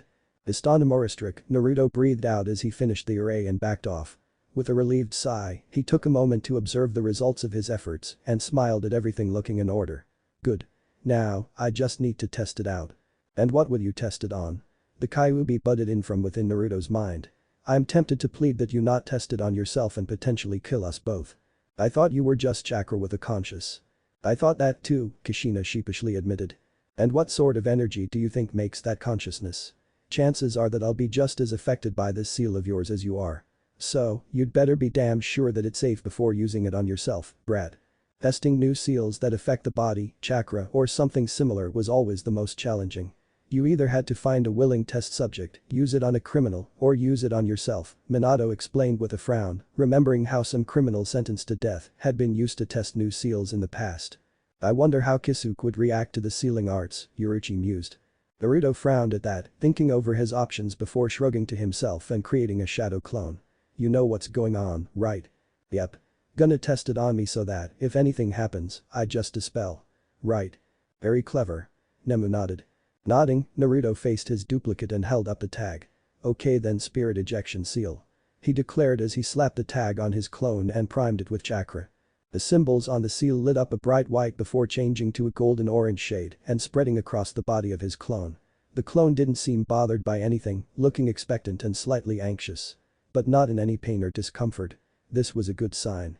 Kushina and Minato were watching intently, looking for any signs of the seal malfunctioning. Nemu was also observing, her notes in hand and ready to record everything. After a few moments, Naruto frowned as he saw a spectral flicker come off his clone before it was forcibly dispelled. So, I'm guessing it works since clones need chakra to exist. If the seal really ejected the spiritual energy, then the clone obviously couldn't stick around. Since chakra is a mix of both physical and spiritual energies, removal of one causes the jutsu used to fail due to a disruption of the ratio. Nemu spoke aloud, recording the results in her notepad. Naruto really was proving to be quite the well of insight into this. What do you think, dear? Minato asked Kushina. It's hard to say, she answered with a small frown. Using it on a shadow clone was smart, but if the soul was ejected, then Naruto-kun can't be sure since the clone was dispelled. That sounds accurate enough, the Kyuubi agreed before his tone turned dry. Guess you're going to recklessly try it on yourself next, aren't you? Naruto only gave a sheepish chuckle at that as he started preparing a second tag. Nothing ventured, nothing gained. He's what? Everyone shouted. I swear you'll be the end of me, groused the Biju. I'd stop you.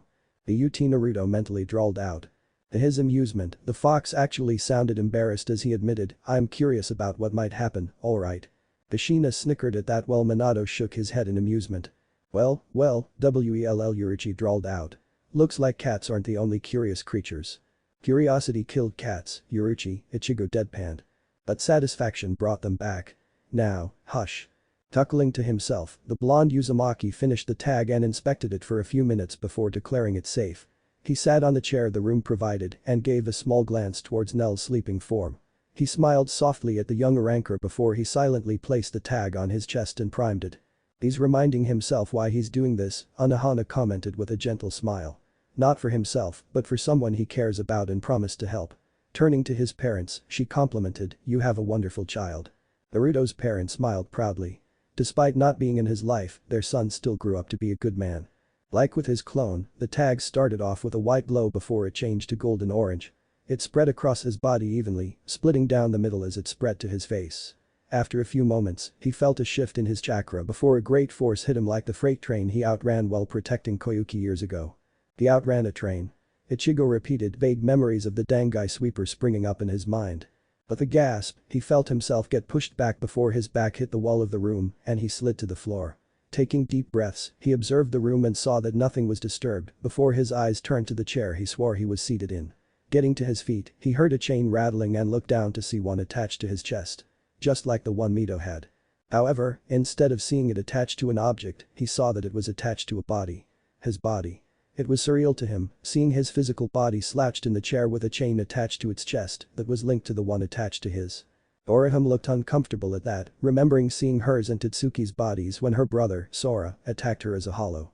She had a feeling that Naruto was a bit weirded out from the literal out-of-body experience. Curious, he gripped the chain links closest to his chest and gave a gentle tug. As soon as his wrist twitched to pull, he felt agonizing pain and immediately let go with a gasp. Falling to his knees as he felt all his strength leave him in an instant. Despite having witnessed many a soul have their chain eaten away, none of the Shinigami present, save for Ichigo, had any experience with the agony of their chain being disturbed. For it to cause Naruto to drop to his knees at a simple twitch, it must have been beyond any kind of pain imaginable. Son of A, be careful, damn it. He heard the Kyuubi rage in his mind, the seal on his stomach glowing bright red on both his physical and spiritual bodies.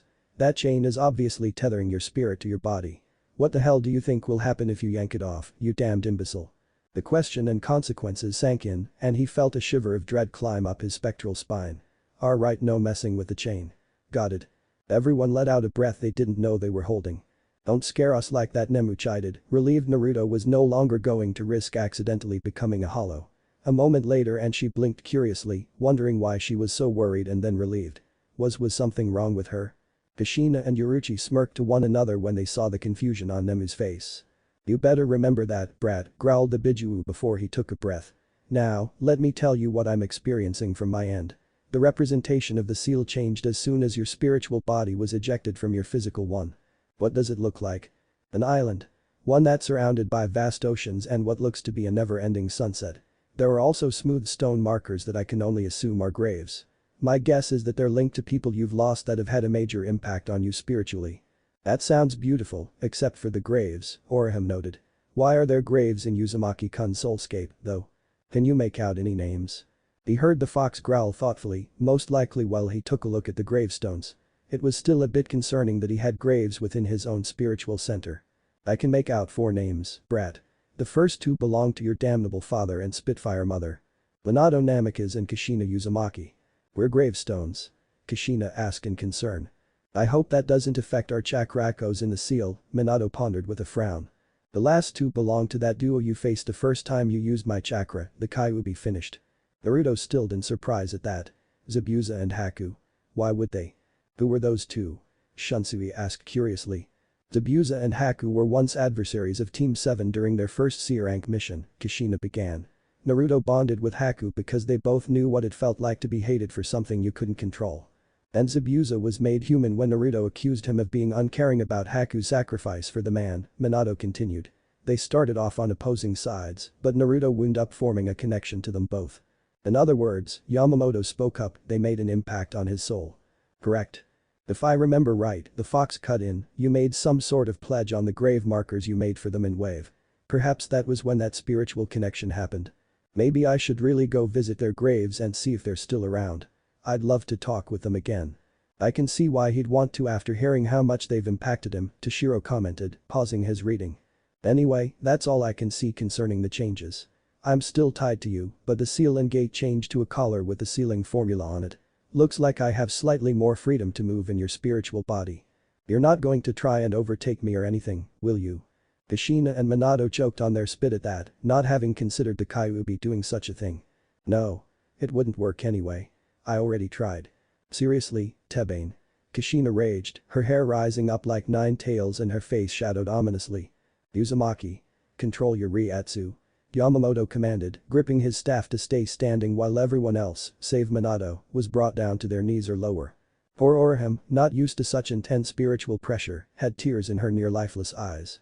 When the pressure finally dropped, she was trembling and clung to Ichigo who held her close to him. He did his best to comfort her, but he was trembling as well. That I couldn't do anything.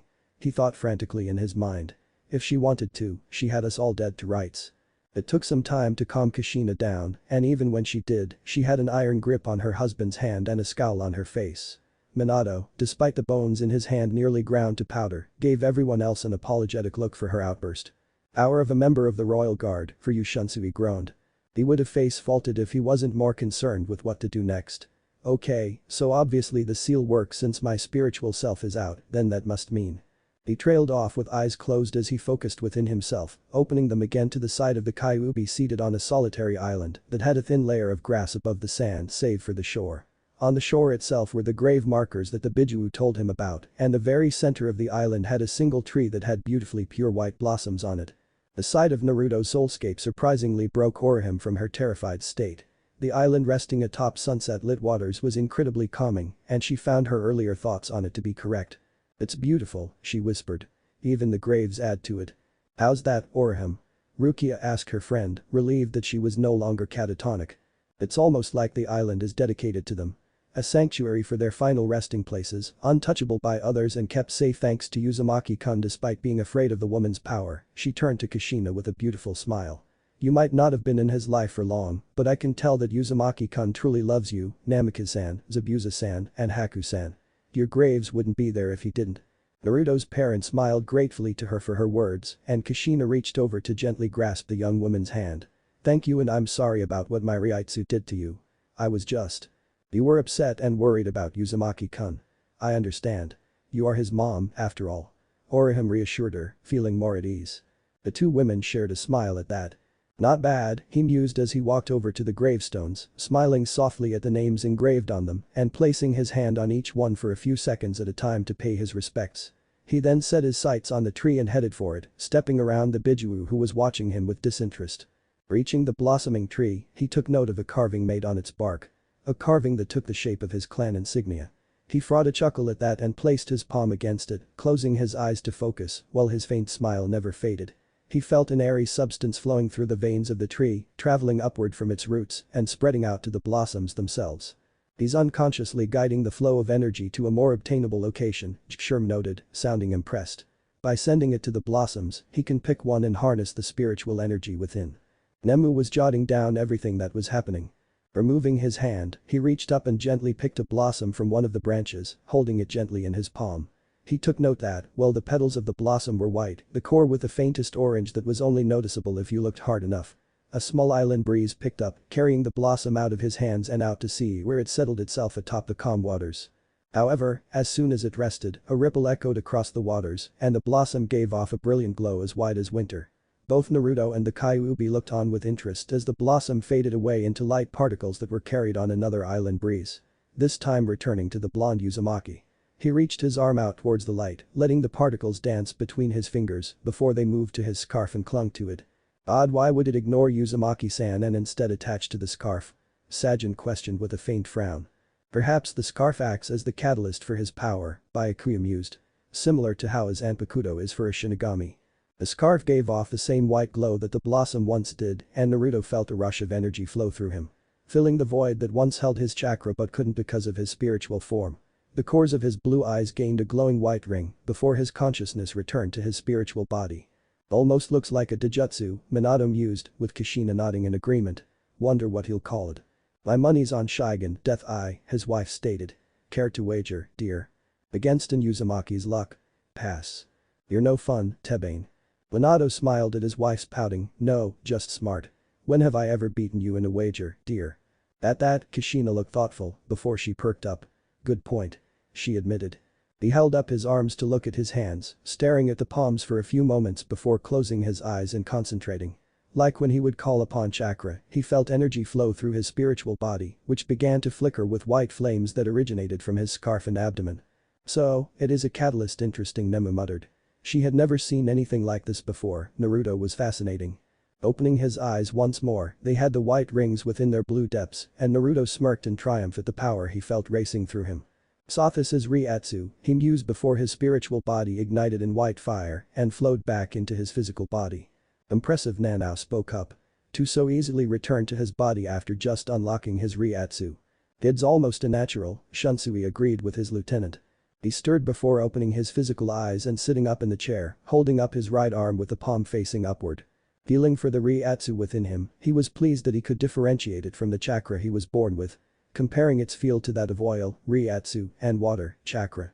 A small flicker of white fire ignited in his palm, the flames no bigger than a thumbnail. But still, it was progress. He smirked as he finished his earlier musing, I like it. Hell yeah. My baby's gonna become a bona fide badass. Kushina cheered, earning an amused look from her husband and the others. The following morning, Naruto opted to sleep in for once. Feeling that he earned it after his success the night before. He had moved to the bed with Nell, letting her curl against him and rest her head atop his chest as she slept. The two felt a measure of comfort around one another that they couldn't recall feeling for quite some time. Naruto because of the life he lived and Nell because of her unstable spiritual energy damaging her memories. They're good for each other, Rukia mused with a small smile. He gives her support and protection and she gives him purpose. And they give each other a family, Renji added, sharing a look with her. The two shared a smile as memories of their past flowed through their minds. This was the scene Jiraiya opened the hotel room door to and he felt torn about letting his godson sleep or waking him up to train him. He saw the relaxed state he was in as he slept, as if nothing in the outside world mattered to him now. He then turned to Nell and saw that she had a smile in her sleep, cuddled against a larger body beside her. Feeling sympathetic, the Toad Sage decided to leave the two to their sleep and quietly left the room. His apprentice needed moments to rest and forget about the troubles he would soon face. I'm still upset with Sensei for his failings regarding Naruto, Minato began. But I'm glad that he's allowing Naruto moments to forget his troubles, even if they're small and fleeting. Kushina grasped his hand gently, sharing a sad smile with Minato. Both of them knew that, while Naruto deserved time to forget his troubles, moments like this with Nell would be sparse in the future.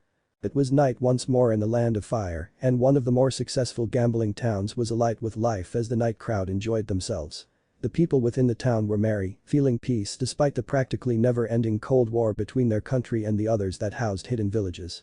However, these peaceful souls were unaware that the sky above started to twist and stretch before a spatial opening formed and let out two strange creatures with bone-like masks covering their heads. Everyone frowned at the sight. While many hoped that no hollows would arrive in Naruto's world, they knew it was a fool's hope. The first looked avian, with a falcon-styled mask and two pairs of wings, while the tail was whip-like with vicious barbs on the end. The second looked canine, standing on all fours with strong forelegs and lithe hindlegs. It had two tails, each with spaded tips that looked as sharp as its claws, while the mask on its face took on the stylings of a jackal. The jackal hollow sniffed the air before licking its bone-covered lips hungrily. "Plenty of souls down there," he growled out, nearly yipping in excitement. The falcon hollow flapped its wings once to push its body forward, taking a more thorough look at the town below. "More than we were getting before. That's for sure." He turned back to his fellow hollow, a gleam of excitement seen in his red eyes. "What say we try a few samples?" "Good luck, Uzumaki-kun," Anohana whispered, knowing that the young man was the town's only defense against those hollows. Everyone winced at that as they realized the same thing. "Alright." Jiraiya declared with a bright grin aimed at his apprentice at Nell. Unknown to the man, it had been almost another week since Naruto discovered his Ryatsu. "This will be our last night staying in a town before we start trekking back to the Hidden Leaf. So, let's enjoy our last stay in civilization for a while." Naruto drawled out, knowing why the Toad Sage was so excited. Since this was a ritzier town than others, this meant more attractive inspirations for his perverted book series. Many of the women huffed irritably at that while Minato shook his head and sighed at his old sensei's habits. Looking to his side, he saw Nell looking around in growing excitement at the lights and people around her. No doubt wanting to take part in any festivities. "You want to go check out the games, Nell-chan? Or do you want to eat first?" "Nell want to eat first," she replied. "Okay. Let's go see if there's a ramen stand anywhere," he suggested. "Yay. Ramen." She cheered, taking off down a random street and pulling a chuckling Naruto with her. "Not another ramen addict." Minato lamented, getting bopped on the head by his wife for that. "And what's wrong with ramen, Tebane? It's unhealthy, for one." "Take that back. Ramen is the food of the gods. It's ambrosia. You only looked up that word to argue for ramen. You can't prove that, Tebane." Everyone else sweat-dropped at the couples bickering over ramen of all things. Though Yuruchi and Ranjiku both found the moment hilarious and were snickering. But the other two gone, Jiraiya dropped his jovial act and quickly formed a shadow clone that took the image of a nondescript man. "Keep an eye on them. We don't know what could happen." The clone nodded and followed after the younger duo, getting lost in the crowd of people. The Toad Sage frowned to himself when he was alone once again. "Something's coming, I don't know what, but I can feel it." He hoped he was just being paranoid, but that wasn't necessarily a bad thing for a spy master. While true that paranoia isn't exactly bad, Soifin began, too much will make you distrustful of everyone. Even allies. Still, I'm impressed that he can tell something will happen despite not being spiritually aware. My guess is that sensei's connection to natural energy allows him to barely sense the feeling of death that the hollows give off, Minato offered, earning a nod from her. That sounds plausible. Nema made sure to write that down. The two hollows sat atop one of the buildings of the bustling town, watching the unaware souls below with hunger in their eyes. "Oh, I can't decide who to go for first." Jackal bemoaned. "Just pick some, already." Falcon snarked, his hunger making him angry. "I said you can pick our samples, so hurry up and pick." Ichigo frowned and clenched his fists, memories of hollows and their hunger racing through his mind. Hearing them trying to decide who to eat was getting to him. "I'm trying, but they all look," so he cut himself short and sniffed the air for a few moments before he started salivating. "You smell that? Two high-level spiritual energies close together, and they're here somewhere." "They found him," and Elchad noted with a frown. Ryu frowned and adjusted his glasses. "The question remains, then how will Uzumaki-san handle his first experience fighting hollows?" "We need to have faith in Uzumaki-kun's abilities," Orihime spoke up. "He'll be fine." "How can you be sure?" Rukia asked, only to get a smile from her friend. "Because he has something to fight for and he won't let the hollows get to her." "You know my sense of smell is nowhere near yours. Just take the lead and I'll follow." "You got it. I'll sniff him out in a heartbeat." Jackal promised before taking off in the direction of the delectable spiritual presence. "Be ready, son," Minato whispered, frowning alongside Kushina and the others. Naruto, with Nell on his shoulders, grinned as he won the Arankura stuffed animal at a ball toss booth. His grin grew faintly at her choosing a fox one, and he couldn't help laughing at the irony. "That is kinda ironic," Kushina groaned, knowing this would fuel the fox's ego. "At least she has good taste," snapped the Kyuubi, which only made Naruto snort and more laughter. "Yep, here it is," the female Ritiid said, brow twitching. "So, what booth do you want to try next, Nell-chan?" "Nell wants to do that fishing one." "Nell wants a." She and Naruto froze in place when they felt a faint pressure on their shoulders trying to weigh them down. "Crap," Renji swore, looked like it was go time. Blue eyes narrowed before they darted around, looking for anything out of the ordinary. They flicked by two odd-looking animals to look down another crowded street before quickly darting back, taking note of the bone-like masks on their heads. "Hollows?" Naruto asked softly, earning Nell's attention. More people like Nell? She asked quietly. I wish Nell's good, but these two were you muttered, pushing up his glasses. He shook his head and looked to see if anyone else noticed the hollow's presence. To both his relief and annoyance, nobody did. No, not people, they look like a dog and some weird bird. Oh, Nell responded, sounding sad. Though she couldn't figure out why. Her head suddenly throbbed and she held it as blurry images raced across her mind. Pestando. Seems part of her is still trying to remember her subordinates. Yuruchi frowned in concern for the young-looking Aranker. Naruto heard her mumbling and grew concerned. Nell-chan. Do those two look familiar to you? He asked, making his way out of the crowded streets and towards the nearest exit of the town. The less people around, the better. No collateral that way. Ichigo nodded. It was how he had chosen to face that frog hollow Dawn had created at the abandoned hospital, so he got that reasoning. She groaned at the throbbing in her head, but still took a moment to look at the hollows as they trailed after the duo. No. Nell hasn't seen them before. Nodding in understanding, Naruto called on his chakra to summon a shadow clone.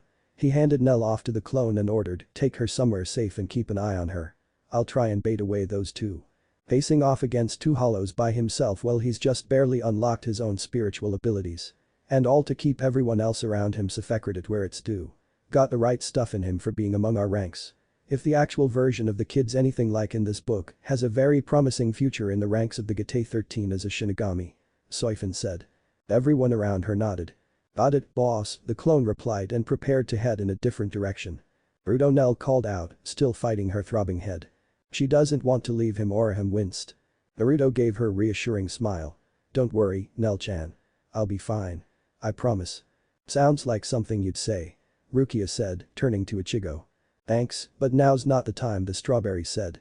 Seeing his smile and promise brought an odd feeling of deja vu to her, but it also allowed her to trust Naruto's declaration. So, she gave him the best smile she could as the clone took her away. With one less thing to worry about, Naruto kept moving toward the exit of the town, passing through it and moving away from the town to a darkened field that was only lit by faint moonlight. He stopped moving at that point, turning around to face the approaching hollows. Naruto's parents gulped, mentally begging for their son's safety. Everyone else around them was just as tense. It was go time. So what are two hollows doing here in the elemental nations? He questioned with narrowed eyes, letting his chakra flow through his body. That'll get their attention. Toshiro frowned. How the hell does a human know about us if Sayalapura-sama said no hollows ever set foot in this place? Jackal asked. Falcon narrowed his eyes while his barbed tail twitched dangerously. I don't know, but this human knows too much as it is. We need to hurry and eat him before he spreads the word about our existence. Who'd really believe him? Ichigo said, irritated. Recalling a few times when some people would just label him as crazy when talking to the spirits of the dead. Naruto's eyes narrowed further at that while Jackal licked his lips in anticipation. Sounds good to me. Let's get him. Minato and Kushina stared, pale with worry as their vision tunneled. With a battle-crying yowl, Jackal charged forward while Falcon flew up and moved to circle around. Naruto knew what the play was, and he was confident he could take them both on without much trouble. So, he met Jackal's charge while forming two clones behind him. Dude at least has an idea what they're up to, Yuruchi said, trying to alleviate the tension in the room as the fight started. What? Jackal stammered out in surprise, never halting his charge. How can a human do that? Good. The hollows are unprepared for his skillset. Yamamoto nodded. That was good news in a fight like this, he'd been in more than enough battles to know that. You obviously never met a shinobi before, Naruto mused as one of his clones formed a Rasengan in a couple of seconds, while the other grabbed the first's arm and launched him at Falcon.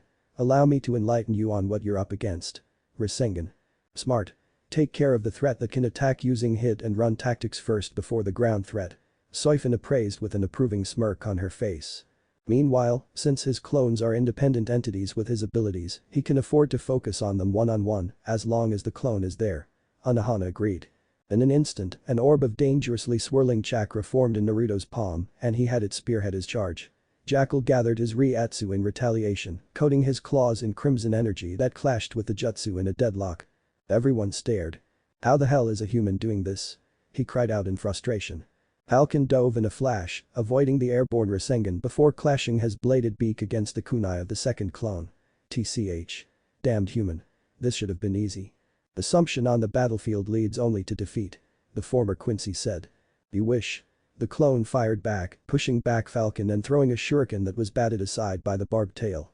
He then flipped through hand seals and took a deep breath before blowing out his soul wind style jutsu. Drilling air bullet. That's not a technique our son was taught. Minato frowned, slightly snapping out of his worry by a minuscule amount. Clearly, he went with route of teaching it to himself.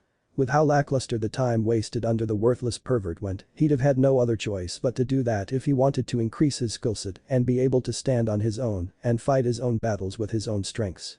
Nanao snipped in irritation. Seeing the rippling wind, Falcon swerved around the bullet while whipping his tail in Naruto's direction, firing off the barbs like a small volley of kunai. They were avoided by Naruto leaping over them, forming a shadow clone to act as a springboard that he used to shoot himself toward Falcon, clocking him in his mask with a chakra-coated fist. Ah!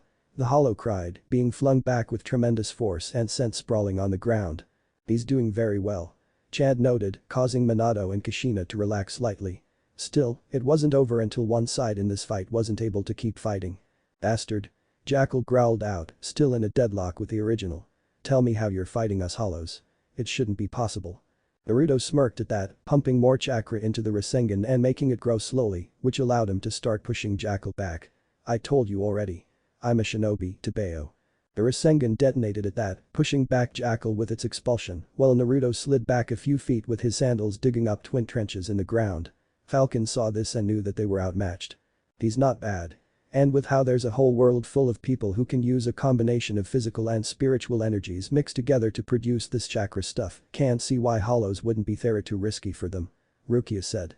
He also knew that they were expendable. They were merely scouts meant to carry recorders so that Saelaporo could report what they witnessed in this world. As such, it didn't matter if he made it out alive or not. The 8th Espada would be getting the data regardless. Everyone frowned at that. Sure, they were hollows, but that was still a twisted thing to do and treat others like. Saelaporo-sama, he spoke quietly to the device clipped around his neck, if you're able to hear this, be on the lookout for a blonde human with spiked hair and blue eyes, calling himself a shinobi. Both Minato and Kushina paled again. Oh, just great. Another depraved psychopath for their son to have to deal with. Not good. With his final message made, Falcon forced himself back up and gathered Riatsu in his wings before flapping them towards the Uzumaki, sending out sharpened blades of wind toward the blonde. He wasn't at all surprised when the shinobi dodged them, but he did try and use the attack to give him room to make a retreat. Powered. Kenpachi sked. Jackal was too injured to make a run for it, plus his lack of aerial maneuverability made him an easier target. Backstabbing tactic. Soifin frowned lightly. Naruto saw the avian hollow trying to make a break for it and he knew that he couldn't use any jutsu to catch up to him in time. So, throwing a chakra-enhanced kunai at Jackal's mask which cracked it dangerously as it pierced through it, he raced after Falcon while stopping his chakra flow to call on whatever Riatsu he could. This'll be good, Shunsui said as everyone watched. Come on, focus it through you and concentrate. Concentrate.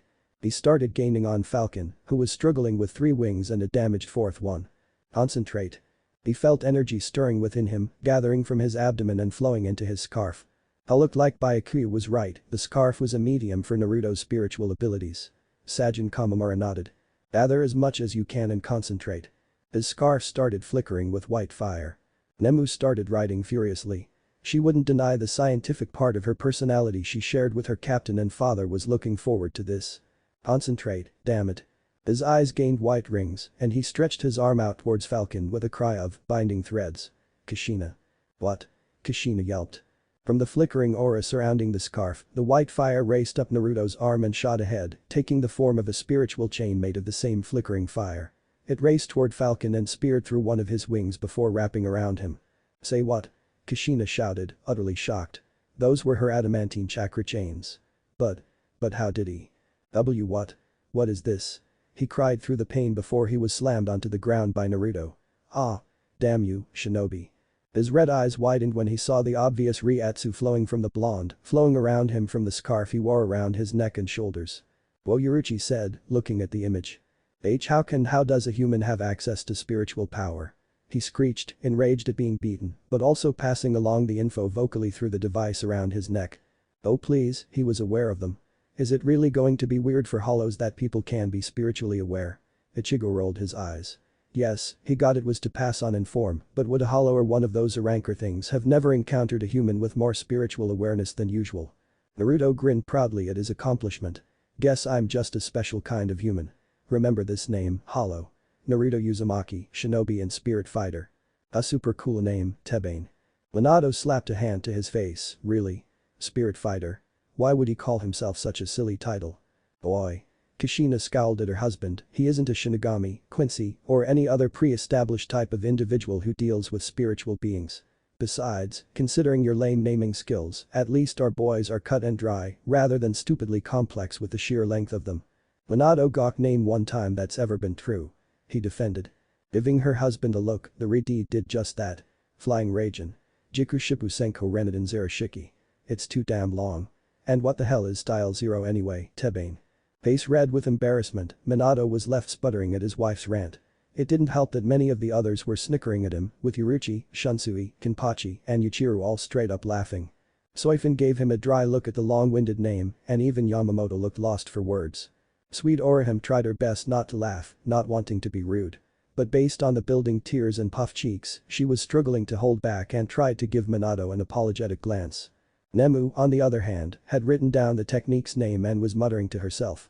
Her notes were illustrations, breaking down the name into parts in the hope of deciphering why the name was so excessive. Kushina gave her husband a smug look and stated firmly, I rest my case, flaky boy. Poor Minato could only slump forward in utter defeat. And see why he can never win a bet with her. Rukia stared. He glared hatefully at the Uzumaki, lunging as much as he could through the chain holding him down. However, the action made the white fire blaze, burning him and making him screech before his body disintegrated into Reishi, spirit particles. The Reishi flowed into the fiery chain before it receded back into Naruto's scarf and died down, letting Naruto feel the slight increase in Reiatsu from absorbing the defeated hollow. I wasn't expecting that, he mused aloud before fondly grasping his scarf. Binding threads, that's what you're called, huh? Sounds pretty good to me, Tebeo. The threads in the scarf act like the bonds that weave through me and my precious people. He chuckled to himself at the corny attempt at being poetic before he started heading back to the town. Fascinating, Nemu wrote down, taking note of the name as well as what happened, especially what Naruto said about the threads of the scarf, acting like the bonds that weaved through him and his precious people. Not only can it absorb hollow remains, but if his power reflects his ties to others, then the more ties he has, the more versatility he has, and the further his spiritual abilities could possibly evolve. Must have further analysis. At that, everyone stared at the lieutenant of the 12th squad, then whipped their heads to stare at Naruto's image on the screen. Say what? Okay, now that need to be seen, a power that evolves and develops based off of bonds to others. Yeesh. Renji stared. And Naruto's always out to make more and more bonds, he's practically able to do that with just about anybody. Minato said. This kid's gonna be real interesting in that case. Kenpachi laughed. Looking forward to our match. Yamato made sure to memorize Naruto's features again.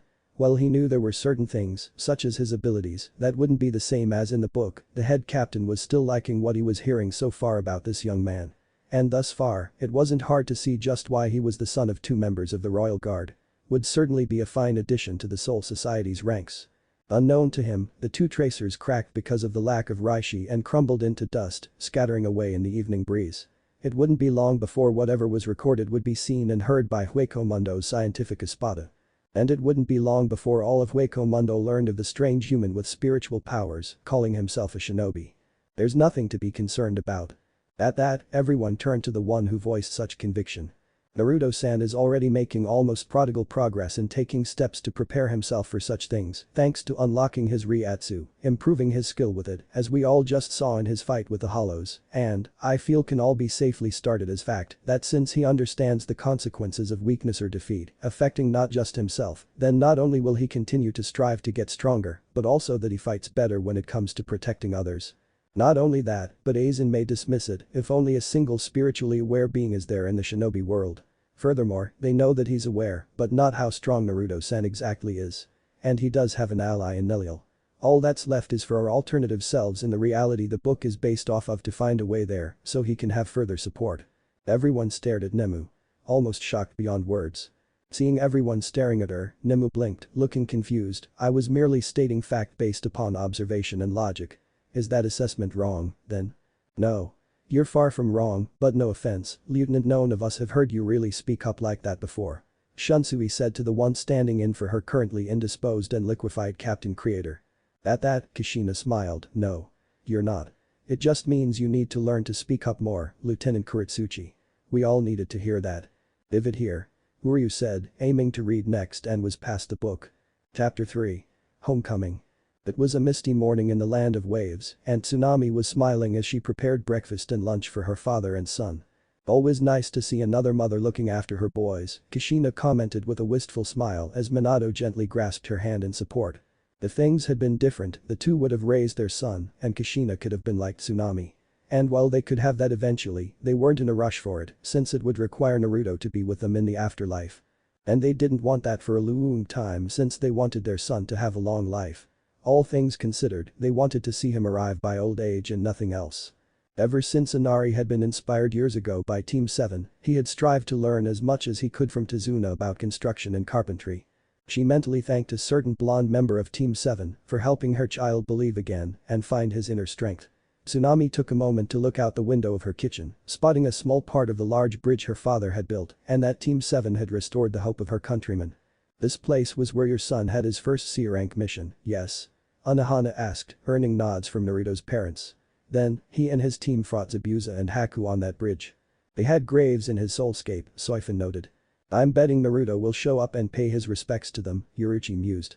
I wonder how they're doing, she mused softly, returning to her cooking before she accidentally burned anything. That would be bad, Kushina commented in amusement. It was around half an hour later that she finished cooking the food and she was currently packing what she had cooked for her boys' lunches. Their breakfast plates had been set aside on the table, ready for them to eat as soon as they woke up. She was interrupted from her work by a knock at her door. Curious as to who could be calling this early in the morning, she headed for her home's entrance while wiping her hands on her apron. Humming. She called to the knocker just before she opened the door to the side of a familiar, yet older, blonde. Ha! Called it. Yoruichi smirked triumphantly. Wild and sunny blonde hair rested atop an angular face, highlighted with unique whisker markings and deep cerulean eyes. Around his shoulders was a green scarf with blue stripes, resting atop a black jacket that had an orange trim on the edges, interior, and zipper. The jacket itself was open, showing a sleeveless orange shirt resting beneath some mesh armor. Black pants were held up by a sash that held a metal plate with a hidden leaf symbol on it, the legs being tucked into black sandals that covered his shins with orange armor. Over it all, he wore a slightly damaged storm gray cloak with the hood up and the Uzumaki swirl on the back. Unseen by her, the necklace of the first Hokage was tucked beneath his orange shirt. Looking good, son, Kushina complimented before she caught something in the corner of her eye that made her give the signature Uzumaki grin. And what she saw was a certain lieutenant sporting a small blush on her face at the image of her son. Nemu looked back at her before quickly looking away, making Kushina stifle a motherly squeal. My boy's a heartbreaker. I'm so proud. She mentally gushed. Beside the blonde man was a young girl with turquoise hair, hazel eyes, and a hooded gown that covered her form save for her bare feet. The hood was down, showing a cute mask with a large crack that rested on her head. What stood out with the girl was the large scar that lined up with the crack in the mask and the red marking that stretched across her nose and cheeks below her eyes. The man grinned brightly at her and greeted, "Long time no see, Tsunami-chan." I'm not sure if anyone's mentioned this, but Naruto's smile is really bright, Ranjiku noted in appreciation. Almost like a small son. Thank you, Kushina and Minato replied in unison on their son's behalf. Her eyes lit up in happiness at her visitor, stepping forward to embrace the blonde Uzumaki. Naruto-kun. It's wonderful to see you again. He chuckled as he returned her embrace. Same here. Sorry for not visiting, but things have been busy these last few years. Oh, don't worry about it. I had a feeling that being a shinobi would cut into any time needed to come here. I'm just glad that you did visit. It's nice that she's aware of what our chosen careers demand of us, Minato commented. Having friends and relationships for us can be difficult because of the time required of us and the risks we take on more difficult assignments. The same is true for us, Byakuya replied, thoughts of Hisanori surfacing in his mind. She really was his other half and it was hard being away from her for his own duties as a shinigami. Especially when she became terminally ill. The two men shared a nod of respect. A sense of kinship was felt between them. Two men who had women they loved, who led people, and who held their own sense of duty as a high priority in their lives. Two men who lost the chance of life with people they loved. And while Minato was held by his wife, Byakuya was surprised when he felt his hand be gently grasped by Rukia. The two siblings shared a glance before Byakuya gratefully gave Rukia's hand a faint squeeze. She then looked to the young girl and asked, "So, who's this little one?" "Nell is Nell." The ranker greeted with a smile as bright as Naruto's. Nell is Ruto's friend after Ruto saved Nell from falling out a hole in the sky. Tsunami blinked at the explanation and looked back to Naruto, who was rubbing the back of his head sheepishly. "It's a long story. Mind if we come in?" Understatement, Renji and Hisagi drawled out. "Oh yes, of course. You came at a good time, also. I just finished making breakfast and there's plenty extra to make you both a plate." You don't have to do that, Naruto tried to politely decline as he and Nell followed the woman into her home. Nonsense. You and Nell are guests in my home. The least I can do is offer you both something to eat and drink. She's very welcoming, Chad noted with a faint smile. Well, she knew Uzumaki-kun and is grateful to him, Orihime reminded. I think she's just very happy to see him again. Think she's aware that he's an orphan and is trying to provide some sort of motherly support. Ichigo mused. Ryu hummed in acknowledgement. It's possible. Note to self. Thank her for that. Kushina nodded. Nell is hungry, Ruto the hazel-eyed girl notified, showing Naruto where she stood on Tsunami's offer. Sighing, Naruto gave the woman a smile and acquiesced, we'd love to have some of your cooking. Thanks, Tsunami-chan. She gave the young man a knowing smile. Women always get their way in the end, Naruto-kun. It's best that you learn that now before it's too late.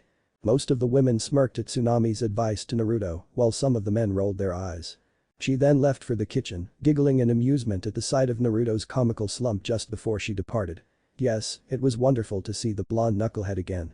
Scene break, Ryu said, then scowled distastefully at who the story was now following. Him? Seriously? A certain sage sighed in annoyance as he walked through the streets of the Hidden Leaf, heading for the Hokage Tower to speak with his old teammate. Alone. Everyone frowned. It went without saying that none of them had anything positive to say, think, or feel in regards to their opinions of Jiraiya. He was not happy, knowing that Tsunade would be even less happy when she saw that Naruto was not with him. The way Tsunade had bonded so quickly with Minato's brat still surprised the sage. But, he chalked it up to Naruto being the one to knock some sense into her and restoring her faith. Oh? Renji asked, what did he do? Pulled her out of a downward spiral she was in for a long time, especially when someone was out to manipulate her using it. Beyond that didn't want to say. Minato frowned. It was amazing how Naruto was able to sympathize with others and change them for the better. Tsunade was just one of many that Jiraiya had witnessed change after meeting Naruto. The new Kazekage and the branch Hyuga prodigy being two others that got sense literally knocked into them. And apparently, there were others that he reached out to and changed before they died. Nice. Kids like that, Shunsui nodded. He certainly makes us proud of him. Minato nodded. As you should be. Yoshino smiled at the pair. It was because he wanted to visit their graves that Jiraiya wasn't making a bigger stink about leaving him to face Tsunade alone. Hell, he still took time to visit the memorial stone and talk with friends and loved ones that he lost. That's pressing, but surprised he understands that. Uryu paused in his reading. Finally making it to the office, he decided to try and lessen the Hokage's anger by using the door instead of the window. He knew she hated when he did that and he'd rather have more time before she punched him into orbit. Send him into orbit, it's something I for one would like to see. Soifan smirked vindictively. Knocking, he waited for her to grant him permission before he entered her office, already dreading what was going to happen when he saw the confusion written on her face. Jiraiya, where's Naruto? He sighed and simply said, wave. She blinked at the single-worded answer. Why? He's visiting some old friends and a couple of graves. That's all he told me last night. He and the other brat were gone this morning before I even woke up. She groaned and pinched the bridge of her nose. And you didn't follow him because? He can take care of himself. I'm considering this a test to see how far he's come without me around as a buffer for bigger threats, the man answered boastfully. Everyone looked at the screen with flat expressions at that. Seriously? How the hell did you ever amount to anything if this idiot was your mentor? Renji asked Minato, so annoyed that he forgot that he was speaking to one of the royal guard. Sometimes, I ask myself that question still do, matter of fact. Minato admitted with a sigh. The dry look she gave him showed the man that his answer was stupid. You and I know that's a load of bull. Why did you really come here without him? Oh yeah? Call him out on his bullshit. Yurichi cackled. Taking a seat on the small couch in the office, the Toad Sage got comfortable before regarding Tsunade seriously. Naruto's been hiding something. From everyone. I think that girl he saved may be connected to it, but I also think that he's been hiding this secret long before he met her. Steepling her fingers, Tsunade asked, and what makes you suspect the brat of hiding anything? More importantly, why do you care? Everyone is entitled to their own personal secrets. Just because you're so openly brazen about anything doesn't mean that everyone else acts on the same wavelength. At Tsunade's words, everyone nodded. They all agreed with the woman about that. Usually, I wouldn't be concerned about his secrets, he agreed. But, he was acting so much differently than what I was used to before I took him on the trip. He wasn't a ball of endless energy all the time. He was collected and calm. He didn't complain much, except for when I left him on certain exercises for a few hours. Hell, he didn't even make a fuss when I spent the first year drilling in the basics that he still hadn't mastered. I'll admit that it's odd to not hear about his complaints. But maybe he was just trying to give this trip his full efforts. From what I can tell, you're the first person to give him hands-on instruction without other people getting in the way. Like how Kakashi had to divide his workload between his other two students. At the mention of Kakashi, Soifin snarled. She was still more than a bit furious about how Naruto had basically been made to stumble around, relying upon what she was sure was just self-taught street brawling and sheer luck because of that man. It was clear to her that the man had no clue how to be a proper mentor. Actually, I think you'd better take a closer look at what Kakashi taught his brats, because Naruto was seriously lacking in basics. Dispelling Jinjutsu being a prime example of something he was never taught. Minato sighed, Kakashi was considered a prodigy. Thing was, he got too used to working with people who were either Jonin or Anbu Black Ops in rank. Come to think of it, up until my son and his team, Kakashi had never passed anyone to be his students. So, while the man's a good ninja, he's completely underqualified in terms of knowing how to be a good teacher to those who are lower rank or not seen as prodigies themselves. Yoruichi scowled, why the hell was this man even allowed to become a sensei in that case? I'm truly sorry for having to say this, but in that case, I find it nothing short of a miracle that your son wasn't killed already. He had no idea how to work with those of lower skill levels than himself, so how much was your son thrust into situations he wasn't ready for and got through because of sheer luck? How many situations did Kakashi know they weren't ready for that he had his students do because he could have handled it at their age? At that, both Minato and Kushina paled. Tsunade frowned faintly at that. I'll be sure to look into it. But, how does Naruto's change in attitude qualify him hiding something? It's just the start. During one of our spars after he rescued the brat, he pulled out some Kenjutsu that I know for a fact I never showed to him. I barely tried to teach him the basics before he walked off. At first, I thought he was just not interested. But now, I'm thinking someone else taught him and he was hiding what he knew. Every shinobi needs a trump card, Jiraiya, she tried shooting down. At that, both Yoruichi and Soifin nodded firmly. As both the former and current leaders of the stealth force, they got that point better than most. Having an ace in the sleeve when you were in a life or death profession wasn't at all a bad thing. He frowned at her response. Fine. How about how he left a girl with a clone of his before walking out of a town's festival and had a fight with nothing? That sounds completely ridiculous. At that, the readers all rolled their eyes. Been there. Tad, for his part, couldn't help but remember that hollow, shrieker, who had been sucked out of Kichi's soul and put it in a parakeet. It made him tighten his fists. I thought he was simply testing out some combinations, but I saw him make a Rasengan and struggle with nothing, while a clone did the same with a kunai. It was like some unseen enemies were targeting him and he fought them off. I couldn't even sense anything in the area except for his chakra. Invisible shinobi that could erase their chakra presence. She guessed, frowning now. Invisible yes, shinobi, no. Toshiro frowned. It had been something much worse. Possibly however, the biggest shock was when he chased after something I couldn't see and then called out his mother's name as if it were some sort of technique. Still shocked me, but glad it happened. Kushina nodded. It shouldn't, Orihime spoke up to the redeed, getting the member of the royal guard to look at her. It was like some part of you was helping protect Naruto-san. After all, can you say that the people who love someone enough would let simply lacking a physical body stop them from looking out for the ones that they care for? Would you let that stop you from looking out for your son? She asked, recalling how, even as a hollow, her brother had protected her. Kushina beamed at the girl. Odom straight. It wouldn't, Tebane. Thanks Orihime, she said, feeling an upsurge of gratitude and affection towards Orihime. Tsunade looked surprised. He called out Kushina's name. Yes, and his chakra faded from my senses as he did so. Whatever those invisible enemies were using, Naruto has access to it. More than likely for a while now. You need to speak with him about this. He won't talk to me. And why exactly is that, Jiraiya? She pressed, her anger bleeding into her voice. Why wouldn't Naruto feel comfortable discussing things with you? Busted. Rukia laughed as everyone else nodded, pleased to know that Jiraiya had just cornered himself. Officially sweating, Jiraiya gave a strained grin and nervously replied, well, he thinks that this trip was a waste. Because it was. Renji said with irritation. The next moment, a sage-shaped hole was formed going through the roof of the Hokage Tower, while the pervert reached for the stars. Arma, you bastard. Kenpachi laughed, everyone else in the room either joining in, giggled, or smirked. I find that deeply satisfying. Kushina beamed. Standing in front of two makeshift grave markers was Naruto, who was staring at the small crosses with somber eyes. Behind one of them was a massive sword stabbed into the earth and the other had a white cloth draped respectfully atop it. Blue eyes then slowly panned up and saw spectral chains attached to the crosses, stretching above them and connecting to a pair of spirits that the Uzumaki was hoping to see. We really need to find a way to get to that world. Who knows how many spirits there are over there in need of us helping them pass on before they can become hollow. Sajin frowned. The rest of those in the room did not like that idea as the large werewolf-like captain pointed that out. Zabuza Haku, he greeted softly, giving them both a faint smile. It's going that he's able to see those two again. They mean a lot to him, even if they were on opposite sides. Orihime smiled. Naruto's parents nodded in agreement. The demon of the mist looked to the older blonde that he last saw as a brat. You've grown up from the whining whelp I first met, he remarked. Zabuza-sama, Haku began, her voice as gentle as ever, must you try and instigate?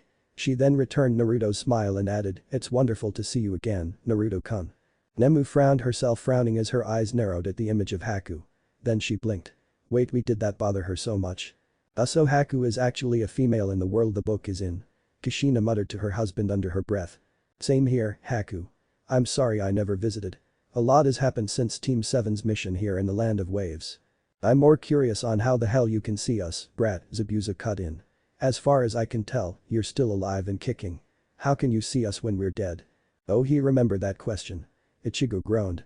I've been able to see and speak with spirits for as long as I can remember. I'm still trying to figure out why I never saw your spirits before I returned back home all those years ago. Perhaps this gift you have needed to mature alongside you? Or maybe our spirits hadn't tethered to the graves you made for us in time for you to speak with us. Haku suggested. Everyone hummed at that. Interesting theory. Maybe, but I'm not going to dwell on it. What matters now is that I can see you and I've wanted to talk to you two for a while now. What about, kid? I wanted to say thanks to you both and that I'm sorry that we ended up fighting. I couldn't help blaming myself about your deaths even when I know that I did all that I could to try and prevent them. Oh, here we go lingering. Renji winced. It was common in their line of work to feel guilty over things, but that always ended badly. Kid, I learned early on in my shinobi career that there are plenty of things you can't change. Shit happens and strong people move on through the hard times while weaker people dwell on them. I'll admit that you helped me regain my strength before I died and that wouldn't have happened if we never started off on opposite sides. Ishiro nodded. Seems like something that Naruto needs to hear. The youngest captain mused. It made him think back about Momo. While she wasn't weak, he felt she would need a lot of help moving past her loyalty to Aizen when she woke up was going to help her do that.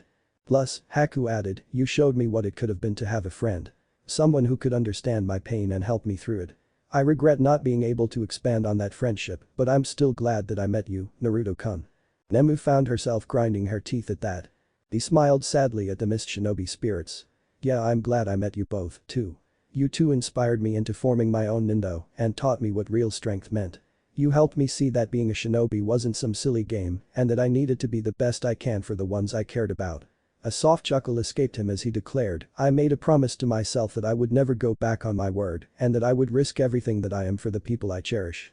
I made that vow right here, he pointed to where he was standing, and I've made sure to stick to it ever since. Good on ya, kid. The 8th Division captain nodded as Shunsui Kamraku lifted the brim of his hat in respect to that. The two spirits smiled at the blonde Uzumaki. Smirking in Zabuza's case. Kid, the swordsman began, do me a favor.